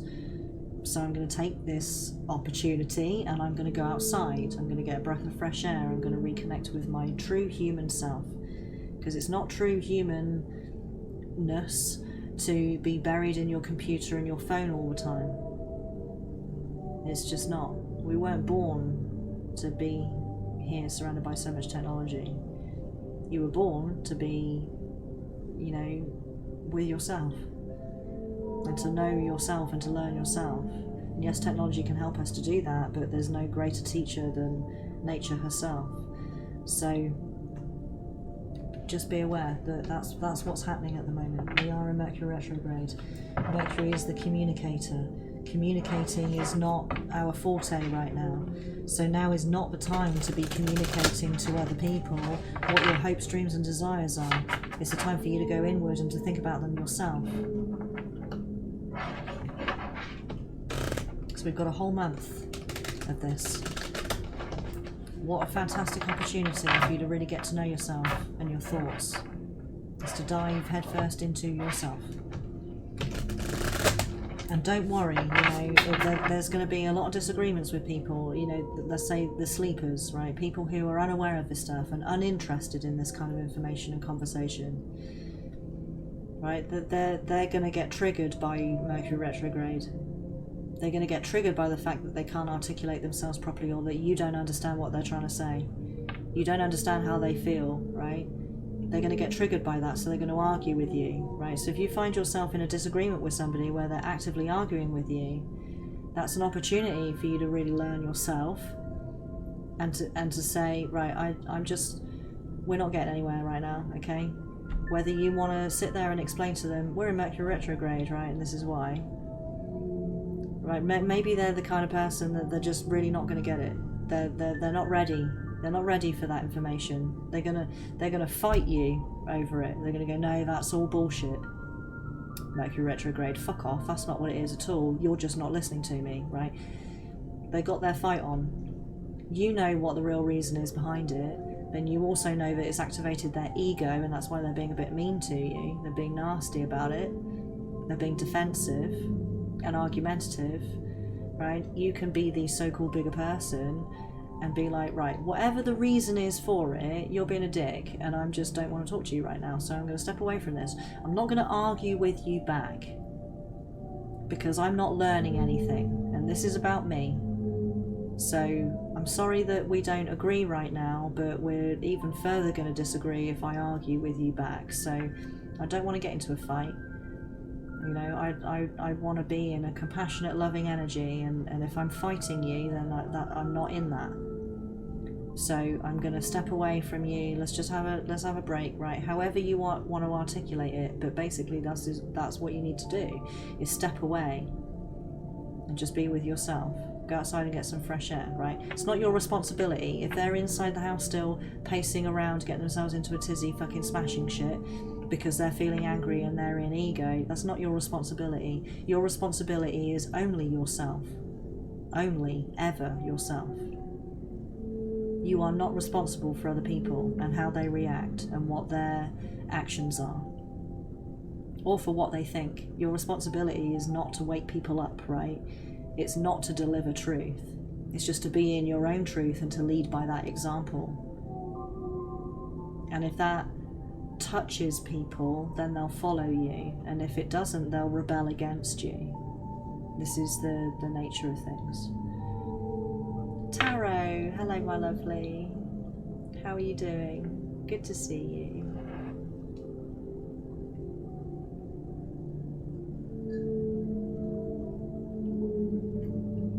Yep.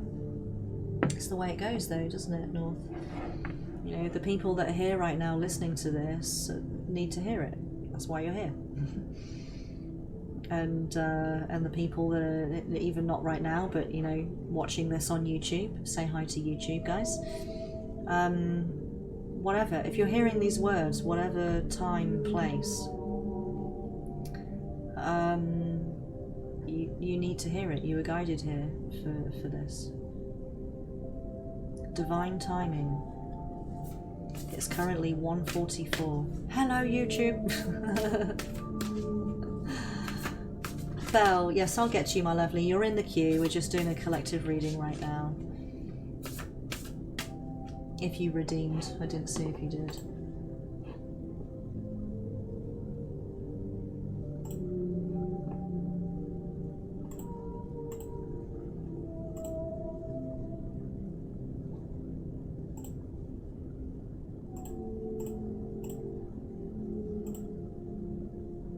Goodness. Right, we've got Georgie, Shrieker, North, Chewy, and Belle. Yes, so you're in the queue, my love. I'm afraid I'm just gonna have to chill and wait until I get there. Poopy Panda! Hello, my lovely. How are you doing? Just ask, Tarot. Just ask. I'll do my best to answer it. We are doing a collective read right now.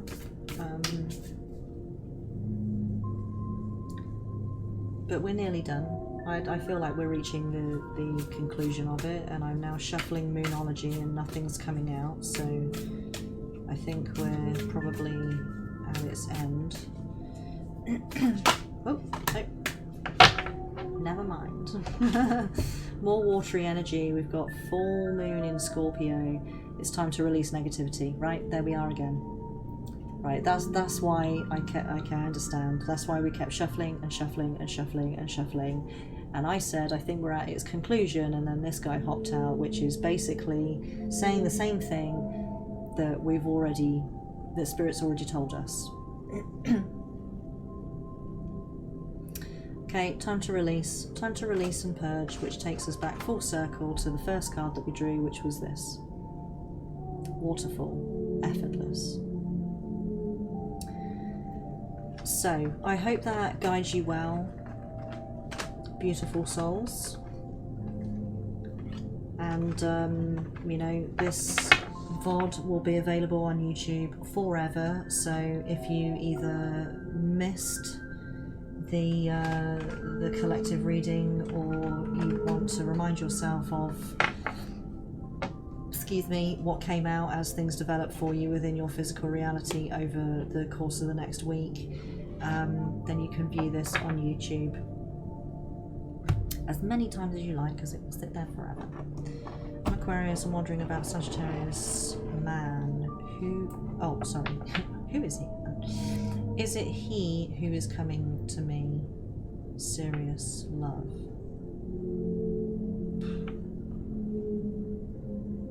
Forever is a very long time. Okay, maybe not forever, but it will be on YouTube until YouTube reaches its natural conclusion. For as long as YouTube exists, so shall this VOD.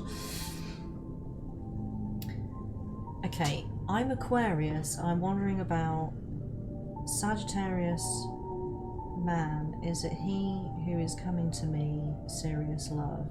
Right, I think I know what you're trying to ask. And the simple answer to your question is I don't know. And the reason I don't know is because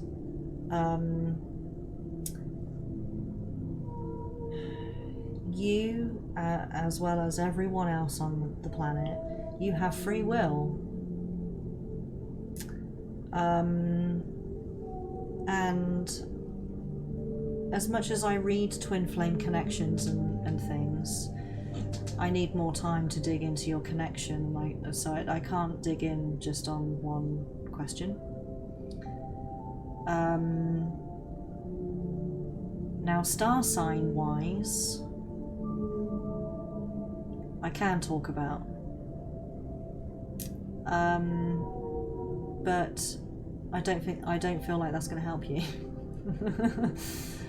I mean, I do private readings, and I do twin flame and soul flame and such readings. So if you want me to dig into your connection and look at both sides of things and look at both of your journeys and how they coincide with each other, then I can do that for you. If that's something that you feel would be useful to you, then send me a DM on Discord and we can arrange something for you. I do readings in video format. They're about an hour long. And they go up on YouTube. They're private though, so I'll send you a private link once the video's up. But yeah, just off the bat, like right here, right now, I can't answer like, is this person your twin, or are they approaching you for, you know, true love, or is it a karmic relationship? Like, I need a bit more information to go on.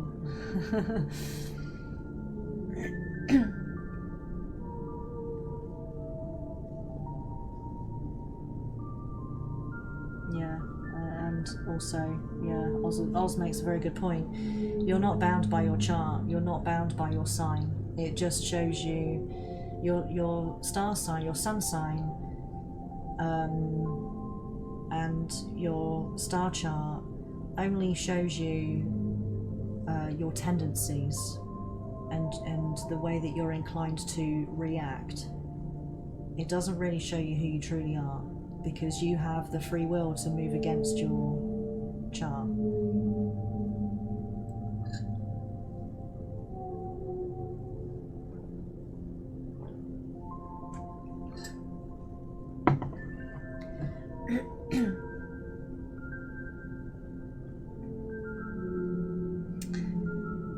So let's move into these individual readings then. So Georgie, are you still around, my lovely?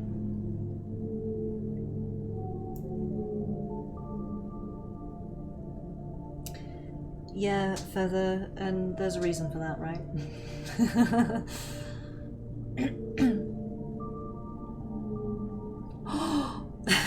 Right? A Gemini? No.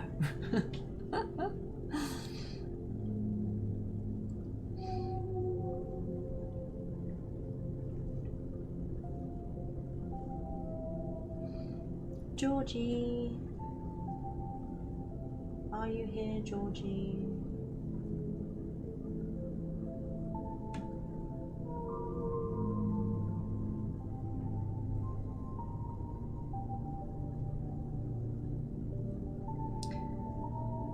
Shrika, are you still here, my love? I just realised I'm fidgeting in my chair because I need a wee, so... Oh, Georgie is here. Okay, awesome. Right. Georgie, I'm just going to take a quick break and go and have a wee, and then I'll come and do your reading for you. I've pretty much finished my tea, so... Oh, good. I hope that was the beautiful whale song. And story time. Okay, awesome. Right. We'll just take a very swift break, and we'll be back. If anybody else needs a bathroom break, here's your opportunity. Okay, we'll be right back.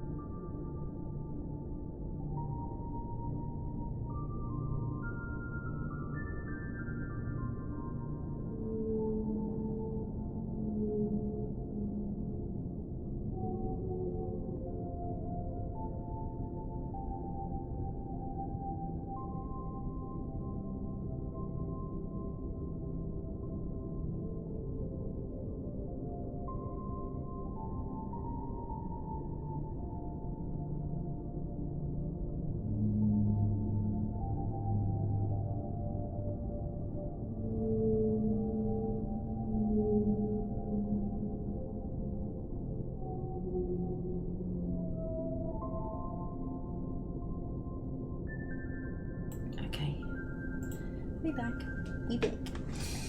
Right, Georgie, are you ready, my love?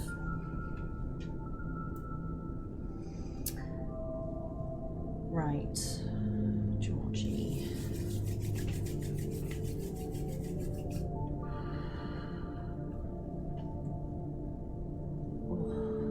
I'm a bit stiff from my non-sleep last night.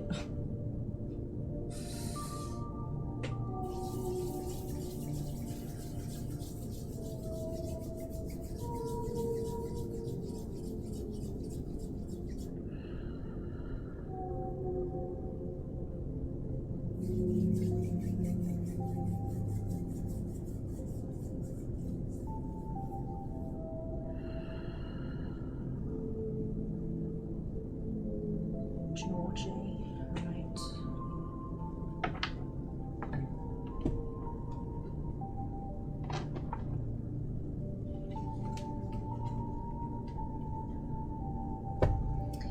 As always.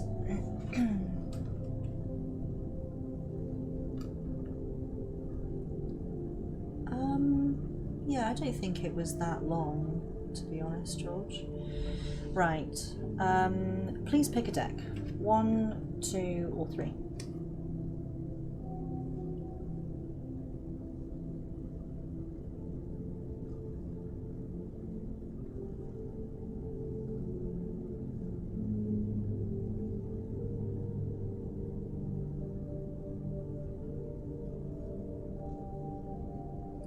What's it going to be? 1, 2, or 3?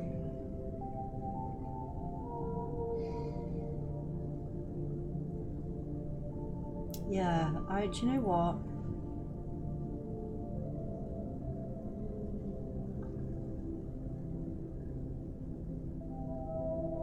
I really felt like it could go either way. I really felt like it could go either way. Yeah, right? That's exactly how I felt actually picking up. Do you know what? I'm gonna draw I'm gonna draw from all 3 decks because I feel like that's just what you need. So I put my hand on each deck. I was like, she needs all of them.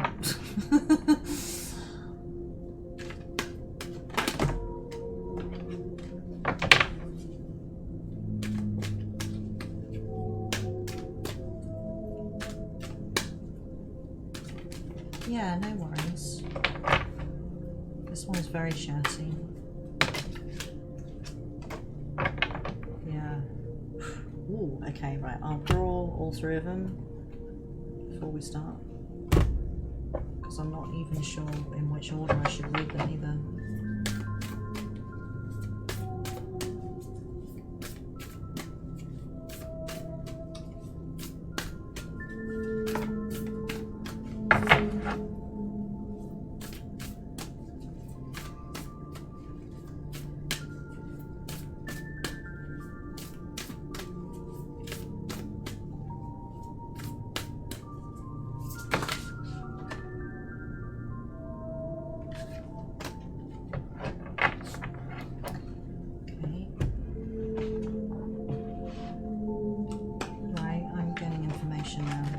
This is the reason.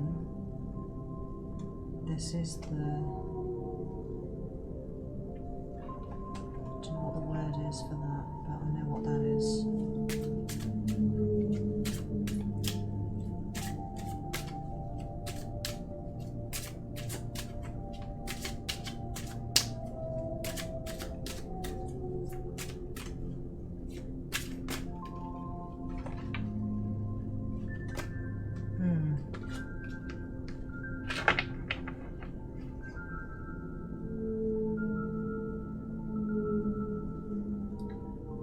Okay, so this is the what.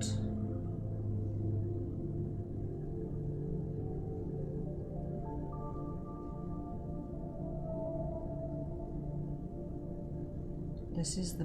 right, I understand, yeah. This is the power behind it. All that water. And this is the reason. That's really interesting. I'm finding it also interesting that I'm starting to read differently too. Put these back on. I'm starting to read really differently. My intuition way stronger than it ever was. So we've got all this water. We've got water cleansing.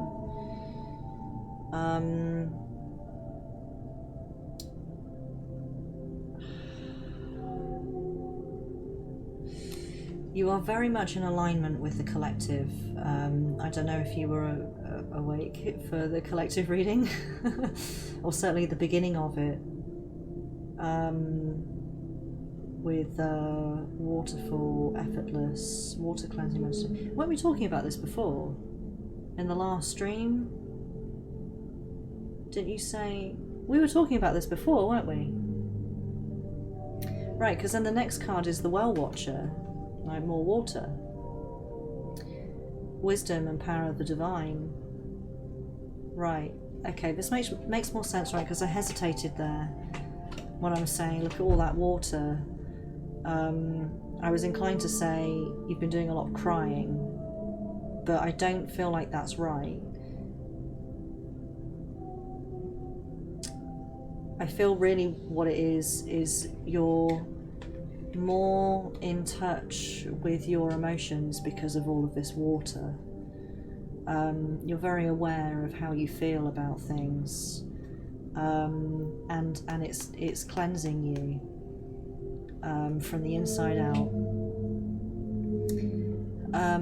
So what Aurora was showing me is this is the what, this is the action, this is what's happening. So, water meditation,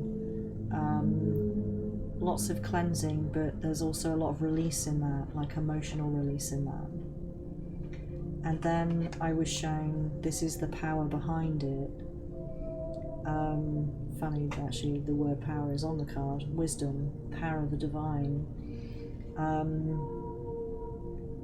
It's a very powerful purge. It's a very strong purge. Of the past, like the emotional past, how you felt about stuff, which is no longer how you feel, and you're starting to realise that you feel differently now. And you, I think for a while you were unaware of that. Maybe you thought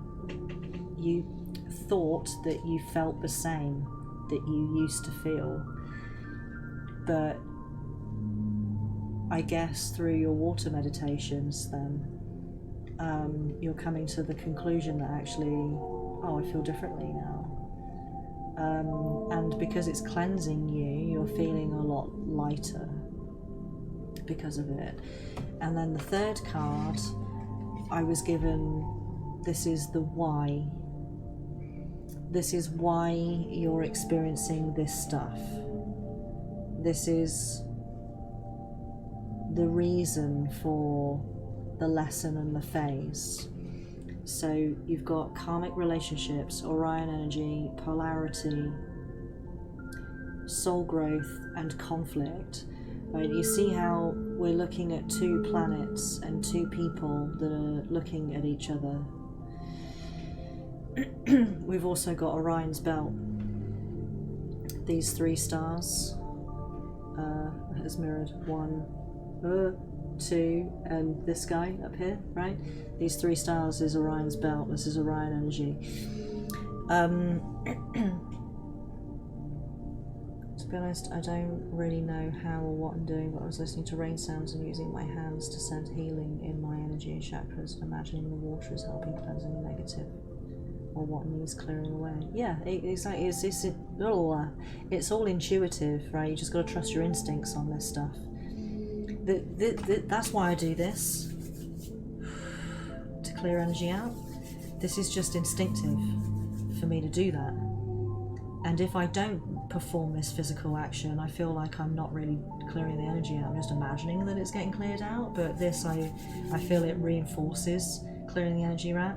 No one taught me to do this or showed me to do this. It's just something that I instinctively did, right? So you're moving your hands around and the way that you conduct your healing and your rituals and such, you've just got to let go of how silly you might look or how it doesn't make sense that you're doing that, and just move out of that egoic kind of potential embarrassment or insecurity, and you've just got to flow with what feels right and what movements feel right, because it's all reinforcing what's going on spiritually and mentally. So I prepare for massage therapy. Right, yeah, because massage therapy, you're moving energy around. Right, so the reason for all of this watery, emotional cleansing is for you to become reunited with yourself again. This polarity that it talks about. This is what happens as we become brainwashed in the society that we're in, is we move further away from ourselves. So if we are here and we're whole, we move away from ourselves like this, and then you have spirit and ego, and most of us lean towards living in ego. So when you bring yourself together, you find a harmonious balance between these two sides of yourself. And this is what this water cleansing is for. Is for you to become reunited with yourself again. That Orion energy is very divine masculine energy as well. Say something about relationships. Oh, soul growth and conflict, right? This is within yourself. This is to reunite yourself with yourself. That's all I'm hearing over and over. It's like to reunite yourself. It's to bring you back home. I'm hearing. It's to bring you back home to yourself.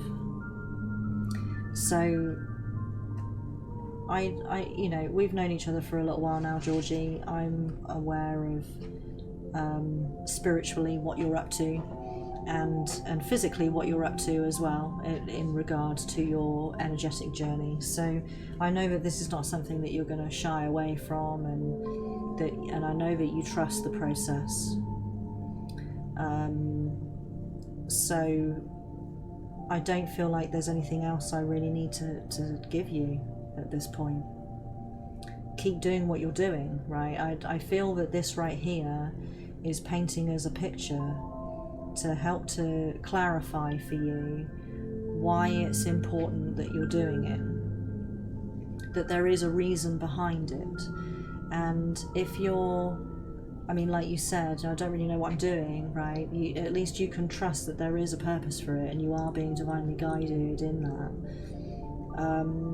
And stick with the water. Water is very much your element right now. Surround yourself with water elemental type stuff. Whatever that means for you. If that means having blue candles around, it's just a suggestion, right? I associate the colour blue with water. You might associate a different colour with water, right? Surround yourself with those colours and with that energy, because it will all help to build that energy towards that point for you. So I hope that helps, short and sweet. But I hope that brings you some clarity that what you're doing is the right thing, and it is working, and it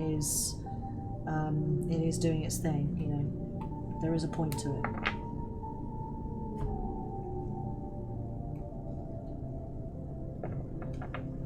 Yeah, baths. Maybe taking baths instead of showers, just for a little while, just to really immerse yourself, or both, right? Have a shower to clean your body, and then have the bath as more of a spiritual experience. And light candles and say your words and perform your rituals as you do it. Having a bath can be very ritualistic and freeing and energizing, and putting oils and flower petals and different essences, and just getting really fucking witchy woo with it, right? Have a witch's bath, and really infuse the, you know, make it spell water, right? Maybe even put a vial of rainwater in your bath water as well, and really infuse the water with the energy that you want to conjure. Something very interesting. I'm sure many of you know this already, but I'm going to tell you anyway. I watched this very interesting scientific experiment where they had 2 cups of water,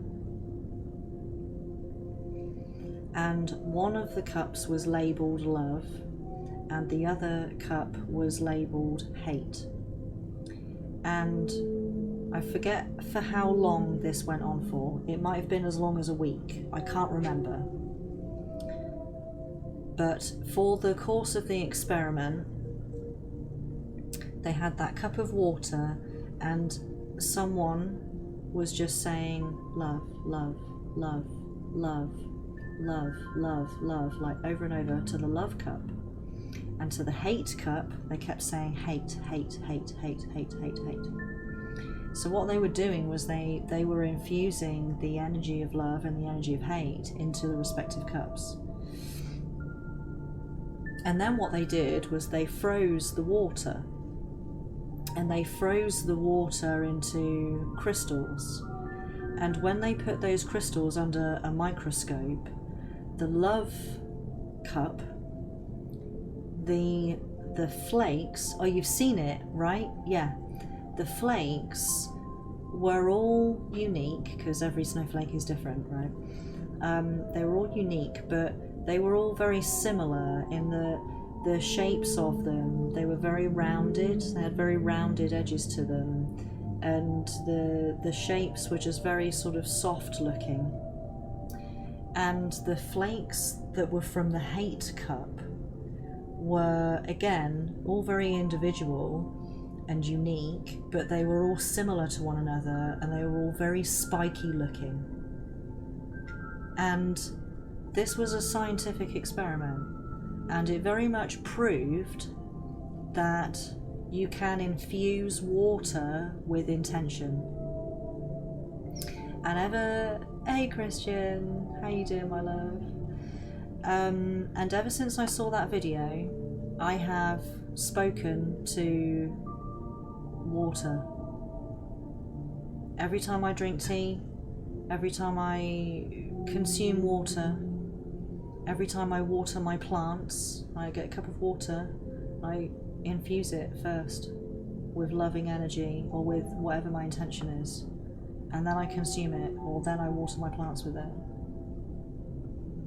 So keep that in mind, right? Have yourself a witch bath, a witchy woo bath, Georgie, and everyone, right? And infuse the bath water with what you want, and then get into it and immerse yourself in that energy. Oh, Georgie, 444, you're more than welcome, my lovely. Thank you so much. That's very kind and generous. I really appreciate that. I love that dinosaur face. 4, guidance and support. I love it. Yeah, you're more than welcome, my love. I really hope that the reading serves you well and everything we've just talked about serves you super well. Tell me how you get on with the bath, you know. Tell me how you get on with infusing your water, you know. This is an opportunity, now that you're supported divinely in all of this water work, for you to really grab that and really work with it and infuse your water. Be a water witch, you know, for a little while. Surround yourself with everything that's water. You might really surprise, I say you might, I think you will. When you really just give yourself over to it, I think that you will surprise yourself at the power that you find in it.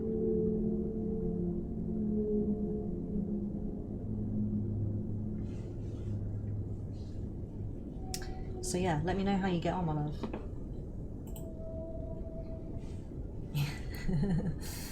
So, Shrieker, are you still here, my love?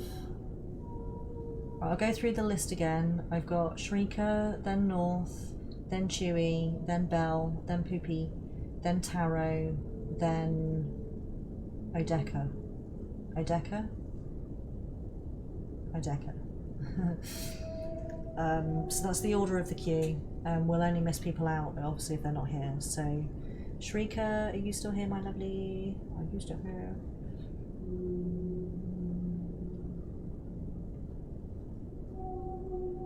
And then Poopy. Poopy Panda.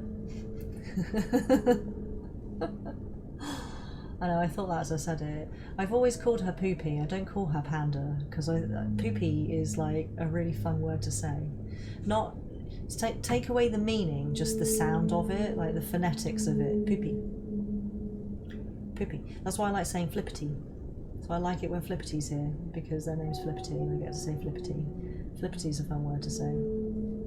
Poopy and Flippity. Okay, I'm guessing Shrieker's not here anymore. Yeah, Flippity and Poopy. There we go.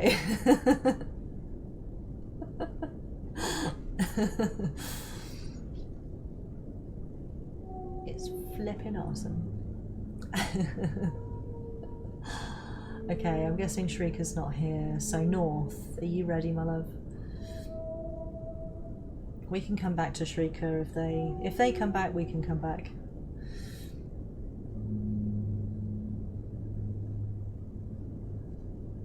Never let the hubby give nicknames. He sounds like a fun guy.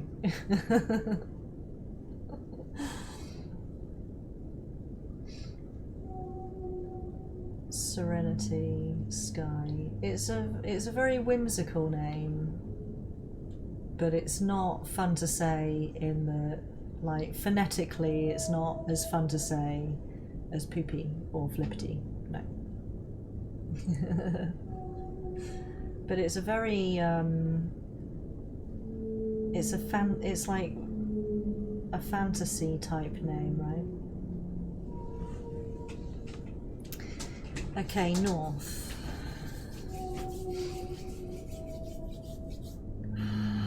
Wow, like every time I tap into your energy, North, it just screams divine masculine. Just it feels very logical, very rooted in the physical, like not in a negative way at all. It's just so, there's almost like no divine feminine energy in there at all. It's like so masculine. P sounds are especially fun to make. Yes, they are. Okay, North.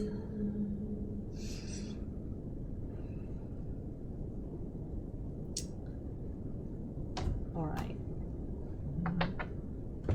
I know what it's going to be, but I need a couple of red herrings, right? So we're going to have red herring.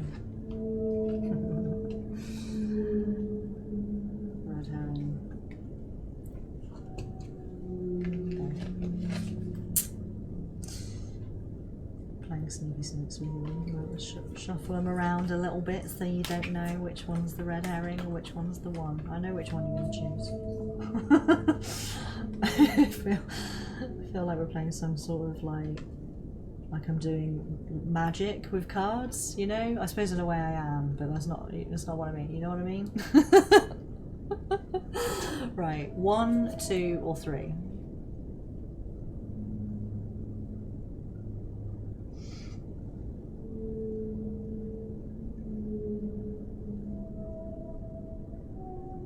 What's it gonna be? I know what it's gonna be, but then it makes it not a game anymore. 1, 2, or 3. I'm trying to hold it so you can see what the middle, well, you know what the middle card is, but it's so bright you can't see it. There we go. Leaving you.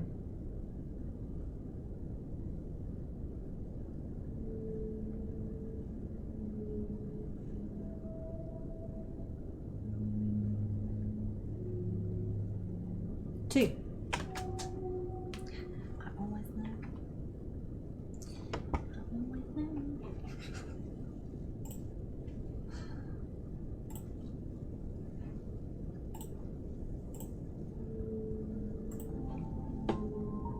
I thought it'd gone ding ding ding ding ding.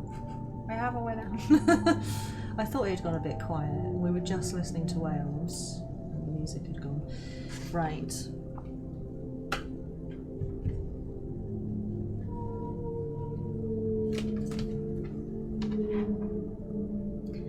The whales, they sound so sad and mysterious. They're like keepers of the Earth archives. They're like librarians. Librarian whales. They have all the wisdom. They're the keepers of all the wisdom of all the Earth. I'm throwing cards on the floor today. I've been really clumsy today.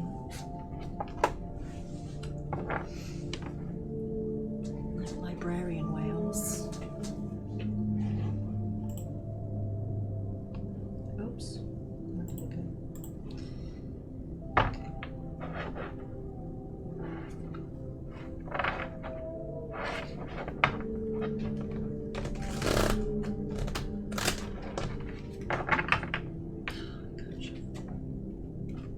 I mean, I can shuffle.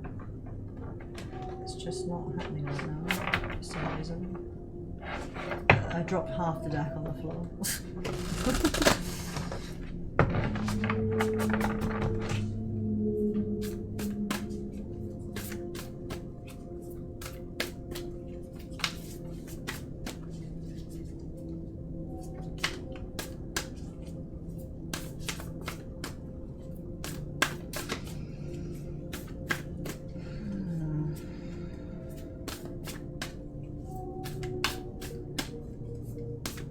Speak to me.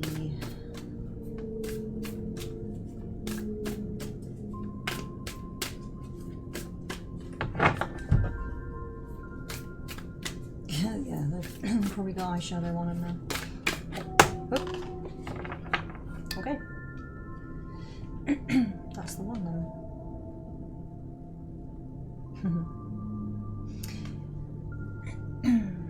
A new Earth. It's happening. Keep holding the vision.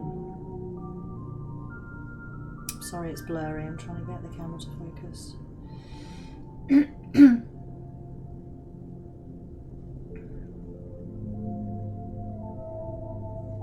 Focus, you bitch.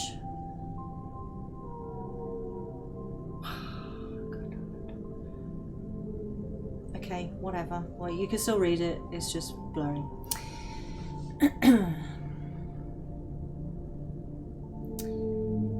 I feel that Spirit is asking you to be patient.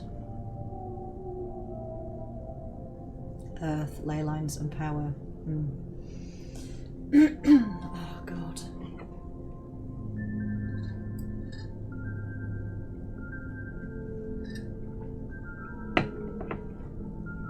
Three hours of constant talking and my throat is now paying the price. Okay. I feel that Spirit's asking you to be patient. Now, it's not implying that you've been impatient, but I really feel there's this element of things have been the same for a while, physically speaking.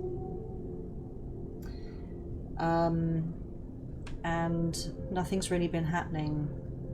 And I feel that you're starting to feel the monotony of that. And it's not getting to you. I don't feel like you're frustrated. But you're becoming comfortable. I feel like that's what it is. And so with this, Spirit is really pointing out that divine timing is at play. There is a bigger picture that's unfolding. And even though you don't see it,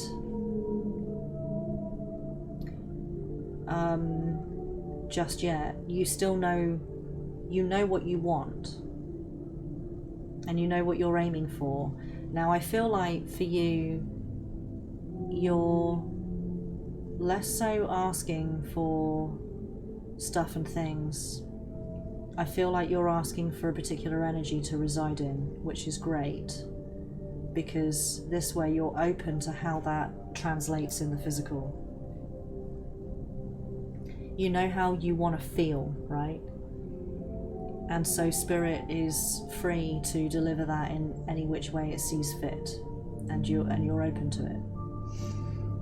So this new reality is being woven for you, but it's not ready yet.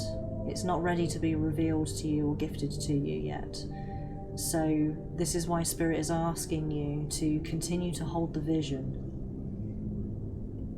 So long as you're holding the vision, it will continue to create for you behind the scenes. And when it's ready, it will be delivered to you. You see how this person's like, they're looking at the new world, but they're not on the new world, right? They're not living it yet. They're looking upon it as it's being prepared for them. And so I feel that this is where you're at. So this is why I use that word patience. Bing, hello lovely, how you doing? I feel that Spirit's asking you to continue to be patient and continue to be open and continue to be non-biased, is to continue. I don't feel like there's a change here, but I feel like perhaps if we hadn't have had this reading today, you hadn't received this message, maybe you would be inclined to make changes. You would start to feel impatient and fed up. So take this as nope, you're doing everything right, just continue, hold the vision. A new world is being created for you. It's just not ready yet. And it's not ready yet because you're not quite ready. But when you are, then so it will, and then you'll start to live it. I feel like there's still some, now I'm digging in a little bit, I'm seeing there's some details that you have yet to figure out.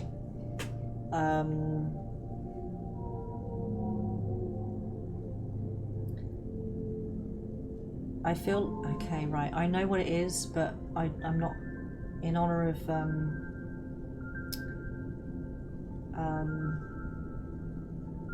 privacy, I'm not going to say it. So I'm trying to find a way around that.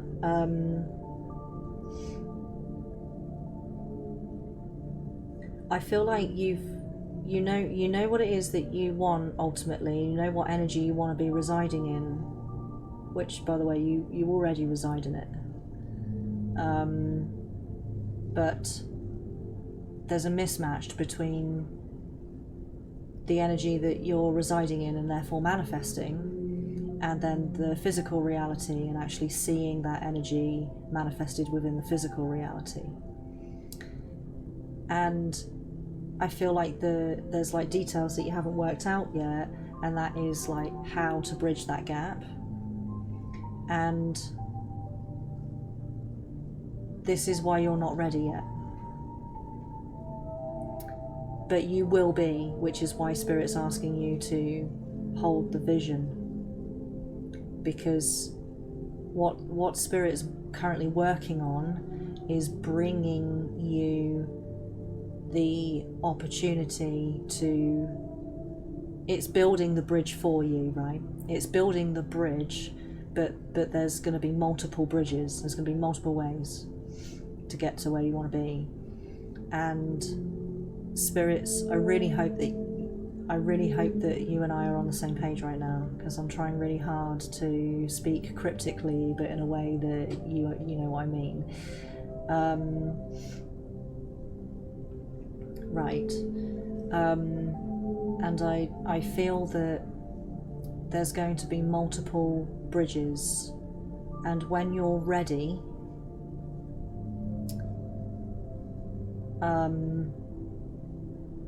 then those opportunities will, like the bridges will reveal themselves, right, as opportunities for you to take within the physical reality. So continue to hold your vision, because Spirit is working on it in the background. And it's a case of when you're ready, Spirit will be ready, and when Spirit's ready, you will be ready. Like you're both in harmony in that respect. So I hope that makes sense. But you know, moral of the reading is that you're in the right place at the right time. Divine timing is at play. Continue your vision. Continue to hold it. Continue to hold that space. Continue to remain open. And keep working on those little details of the like how. Because when you're ready and you're putting your feelers out as to the how do I find these bridges, right? That's when Spirit will know that the way is ready to be revealed, if that makes sense. Yeah, of course you can, of course. I mean, there's a whole community, there's me, there's Oz, there's a whole mod team, obviously, you're part of it.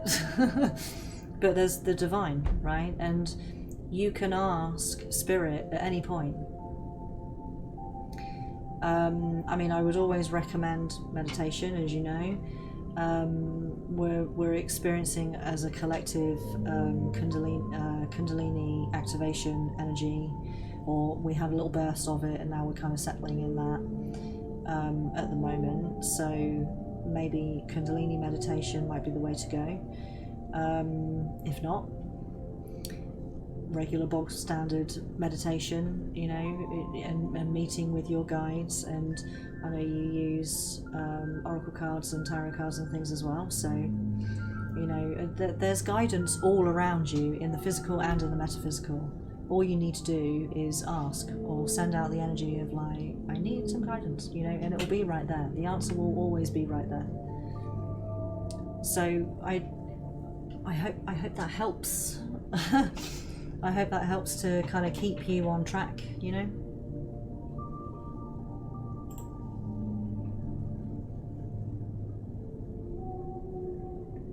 Yeah, exactly. You have the free will and the choice.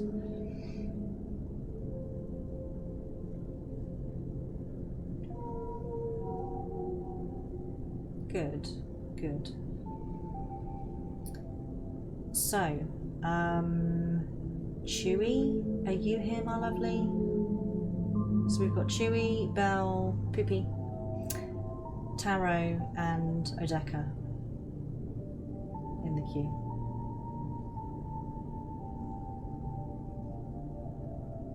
I'm starting to get hungry. Don't think there's much food in the house. Boo.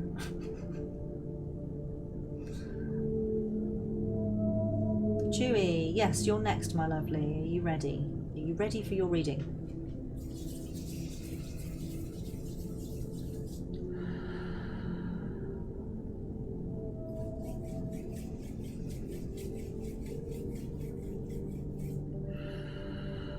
I might have to order food.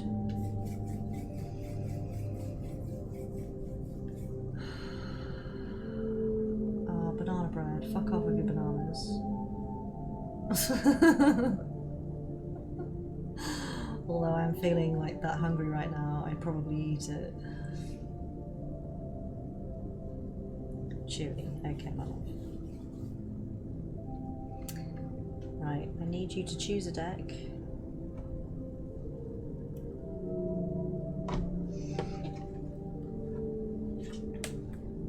Okay, choose a deck for me, my love. 1, 2, or 3.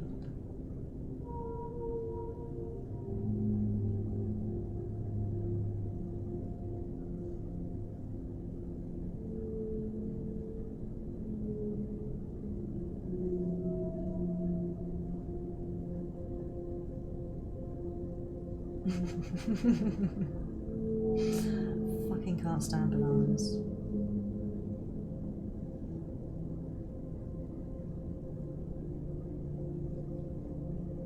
Yeah, you do, Chewy.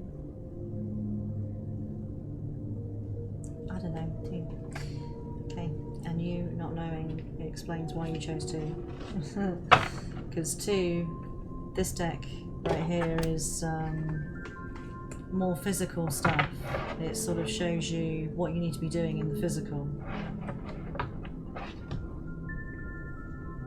Yeah, 2 really is the theme number today, isn't it?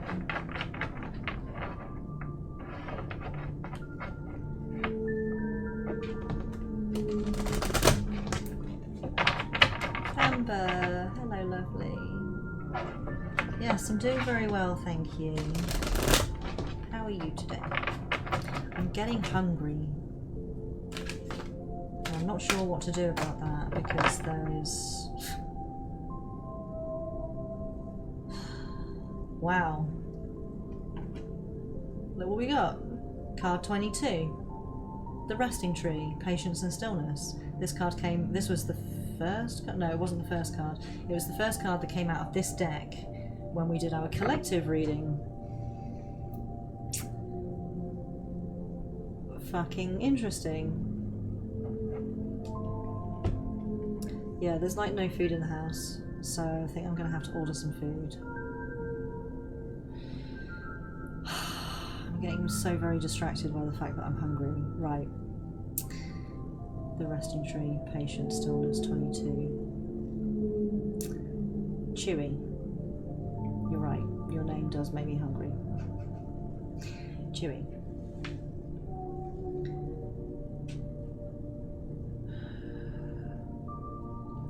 Right, I feel that you've been feeling lost, right? You've been lacking in direction for a little while, and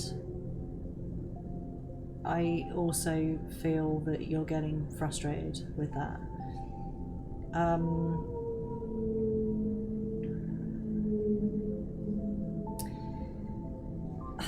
All I've got right here for you, I've got Aurora standing with me.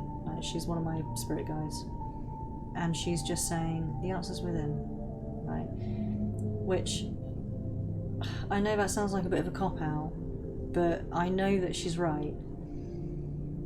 I feel that you've been looking outside of yourself for answers. You've been looking outside of yourself for direction. You've actually been asking people, what do you think I should do? And the trouble with that is when we do that, we start listening to everybody else's voice and not our own. And it's only in your own inner voice, really, that you're going to find the answers that you're looking for, because only you truly know what you want and what's suitable for you and what's up to your standards. Only you really know what's going to truly satisfy you. Other people can't answer that. If you're asking other people, what do you think I should do? They're going to give you an answer based off of what their own set of ideals are and knowing what is going to satisfy them. And if they don't know the answer to their own question in that way, then they're going to go, I don't know, what do you think you should do, right? So with this card, with this energy, what I'm getting is that Spirit is really directing you back to you. There's been a reason why you're not finding answers outside of yourself. It's because you're looking in the wrong places. And that's not your fault. It's just the way we're raised, right? Is that we're taught to listen to everybody else and not to listen to our own inner thoughts and your own inner voice. So Spirit's asking you just to stop, to rest, to be patient, to be still. Excuse me. Oh my god, you guys, stop talking about food. It's not helping. And to just spend some time with yourself, to stop asking other people, what do you think I should do, and to stop looking for the answers outside of yourself, which is a bit ironic because you've asked me, in a way. You haven't directly asked me a question, but by coming to me for a reading, you're seeking answers outside of yourself, and I'm telling you to not do that. I'm telling you, right, to look within yourself. Now, the way to do this, I don't know if it's your jam, but meditation is always the first thing that I would recommend, because that gives you answers just straight off the bat. Trust in your own voice more. Trust in yourself more. Trust in your own ability to give yourself the answers, or to give yourself the positive reinforcement that you're looking for and that you need sometimes. Trust yourself when you hear that little voice inside your head go, oh, maybe we shouldn't do that. No, maybe put the chocolate down, or like whatever it's saying, you know. Trust yourself more. And the more you listen to yourself, the more that you will build that trust with yourself. But it works both ways, you know. If you're not listening to yourself, you're not going to trust yourself so much, and then you are going to be inclined to go and ask people what their opinion is, and listen to that more so than yourself, because you don't trust yourself, especially if you don't like yourself very much. So Spirit's asking you here it's guiding you, right? This card 22, 2 is the number of physical change. It's asking you to make changes within your physical reality, i.e. to stop doing some of the things that you've been doing. That's moving you further away from looking at yourself. Spend some time with yourself. Rest, right? Now is not the time for action. There's no need to get frustrated with yourself that you're not getting anything done, because you don't really know what it is that you want to get done, or you do, but you don't know how to go about it. That's okay. Now's not the time. Now's the time for introspection. Now is the time for you to be having a rest, putting the physical reality down for a bit, and just having a little think about, what do you want? What's going to satisfy you? What's going to make you really happy? What are you passionate about that you haven't been tapping into lately? You know, asking yourself these questions, and these are the questions that only you can answer. You can't ask other people, you know. So what are some of the things that I used to do that I haven't done for a while? Like, no one's going to be able to answer that question but you. And I'm also feeling like water, and I'm hearing water, right? And I'm getting this vision of you just like standing in the shower and just having a big long think to yourself. Right? The thinking time in shower time for thinking time is very poignant, is very useful. Shower thoughts, yeah. Because this is the time that we get a lot of thinking done, not just because we're standing in the shower and, you know, getting a bit bored, there's nothing else to do but stand under the water, but energetically speaking, when you've got water running off you, it's washing all of the bullshit crap off you, physically and metaphysically and energetically, so that all that's left really are your true thoughts and feelings and emotions.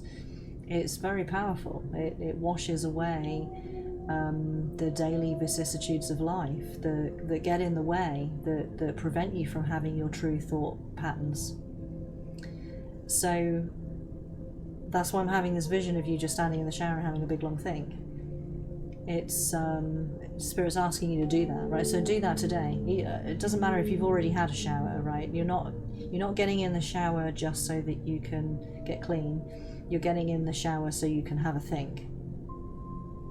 And it's a time where you're alone and you're undisturbed. The door's locked. You know, no one's coming in. It's just you and the water and your thoughts. And just have a think. It doesn't matter what you're thinking about, but you're just being with yourself. It's getting back into the habit of being with yourself. So, Chewy, I hope that helps you on some level. You know, I hope it makes sense and guides you well. I feel like you're just a bit lost and a bit confused by things, and not sure what to do and where to start and where you're going, and You know, I mean, if you feel like you'd benefit from a private reading where we dig in a little bit further, I can give you some more. You know, we can look at the different areas of your life and dig in a little bit more. If you think that's something that you benefit from, then just you know, slide into my DMs on Discord, and we can set something up for you. But as a starting point, having shower thoughts, and just not moving yourself forward, purposefully not moving yourself forward in the physical, so that you can have some precious time to really think. Just you and the plumbing today. Yeah, exactly. I think that's a really good place for you to start, to help you to answer some of these questions that you've had. So I hope that guides you well, my love.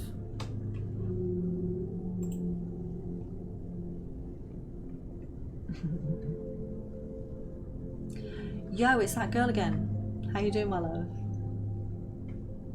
It's good to see you again. Good to have you back. Okay, so I'm going to take a break and possibly order some food, because I'm that hungry that I can't really think straight and concentrate. Next on the list we've got Belle, Poopy, Taro and Odeka. If I do order food, then I won't be continuing this list today. I will continue it tomorrow. But are they? But I am going to go and make a fresh tea and see what's up, and then I'll come back. So I might be ending the stream when I come back so I can have food. Or I might not. I might decide to just swallow a cork and be done with it. So we'll see. I'll be back in a couple of minutes, and we'll see what's that. Okay. We'll be back. Go make some tea or coffee or hot chocolate or whatever you're drinking. Go make another drink.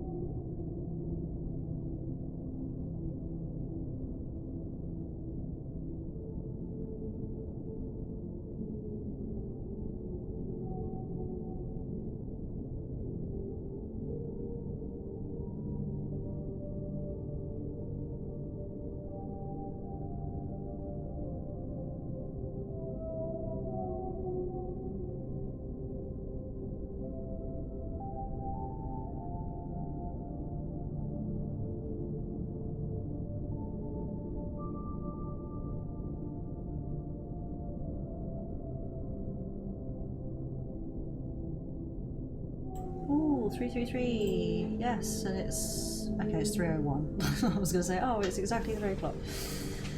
Right, I've ordered some food. It's going to be here in like 10 minutes. So I'm sorry, folks, but I'm going to end the stream, and we'll come back to our queue tomorrow.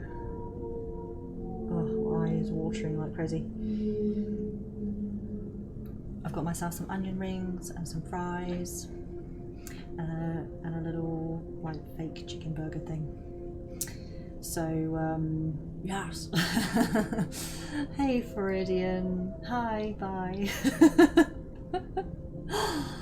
Yeah, if I remember, I'm ravenously hungry, so I think I'm probably just gonna fucking deep throat that shit as soon as it comes through the door. But yeah, sorry folks, I would have gone on for longer just to finish the queue, but I can't think straight when my body is hungry, so still feeling the aftermath of full moon energy and just needing to eat everything in sight at the moment. So we'll come back to it tomorrow. Hello Blue, hi Blue, bye Blue. I'm ending the stream now, I'm sorry my lovely.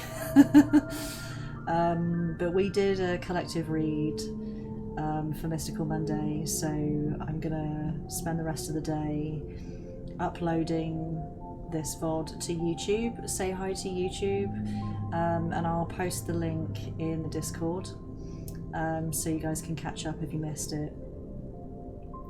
Okay, Georgie, I'll leave you to lurk in the rerun then. So, as always, thank you for joining me for Mystical Monday, you guys.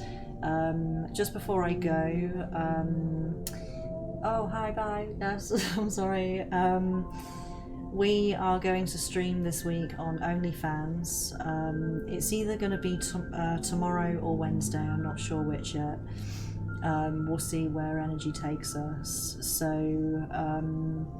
if you want to join us for that, we're going to be talking about seduction and what that really means, and not necessarily how to do it, but sort of, you know, we're going to be exploring the sexual connections between us and other people and with ourselves, delving into Kundalini, sacral chakra energy and what that's all about, and how to manifest your ideal reality through Kundalini meditation. And we're also going to be talking about how to feel more attractive, I suppose, within your own vessel, how to be a bit more secure and confident within your own vessel, you know, how to be sexy, how to feel sexy in your body, because I know that this is something that a lot of people struggle with, and when you don't love your vessel, that leads to insecurity and you know, not feeling particularly confident, and that seeps into your everyday life. What is fans only? No, OnlyFans. OnlyFans is a website that a lot of people use for amateur porn. You won't find any porn at all on my OnlyFans. We just use it to talk about the stuff that we can't talk about here on Twitch because it conflicts with the TOS. So we talk about sex, sacred sexual energy, and it's all very body positive content over there. So if that's something that you'd be interested in, you think that you guys would benefit from it, join the Discord if you're not in there already. Have a look at the OnlyFans channel, and I post everything OnlyFans orientated in that channel, and you'll find the link there to join OnlyFans. We can't post the link here because Twitch won't be happy about that, because a lot of people use it for porn. I'll say it again, my OnlyFans has no porn on it at all. It's all body positive content and exploring the union between physical energy and the divine. So come and join us for that stream. Keep an eye out for the link. I'll post it in the Discord when we go live over there. Oh, you found me. Found me.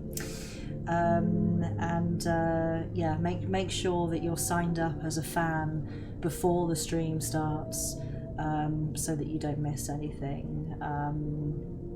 Like I say, all the links are in the Discord. If you're watching on YouTube and you want to join in with all the shenanigans over there, the links can all be found below to join the Discord. My OnlyFans link is not below on YouTube, but it is in the Discord. So I will love and leave you. Let's see if there's anyone around we can raid.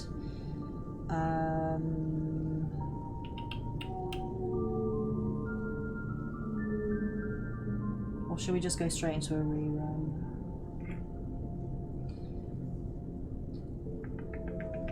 I tell you what, seeing as I'm having to just literally end the stream and run away from my PC, I think we will just go straight into a rerun. Yeah.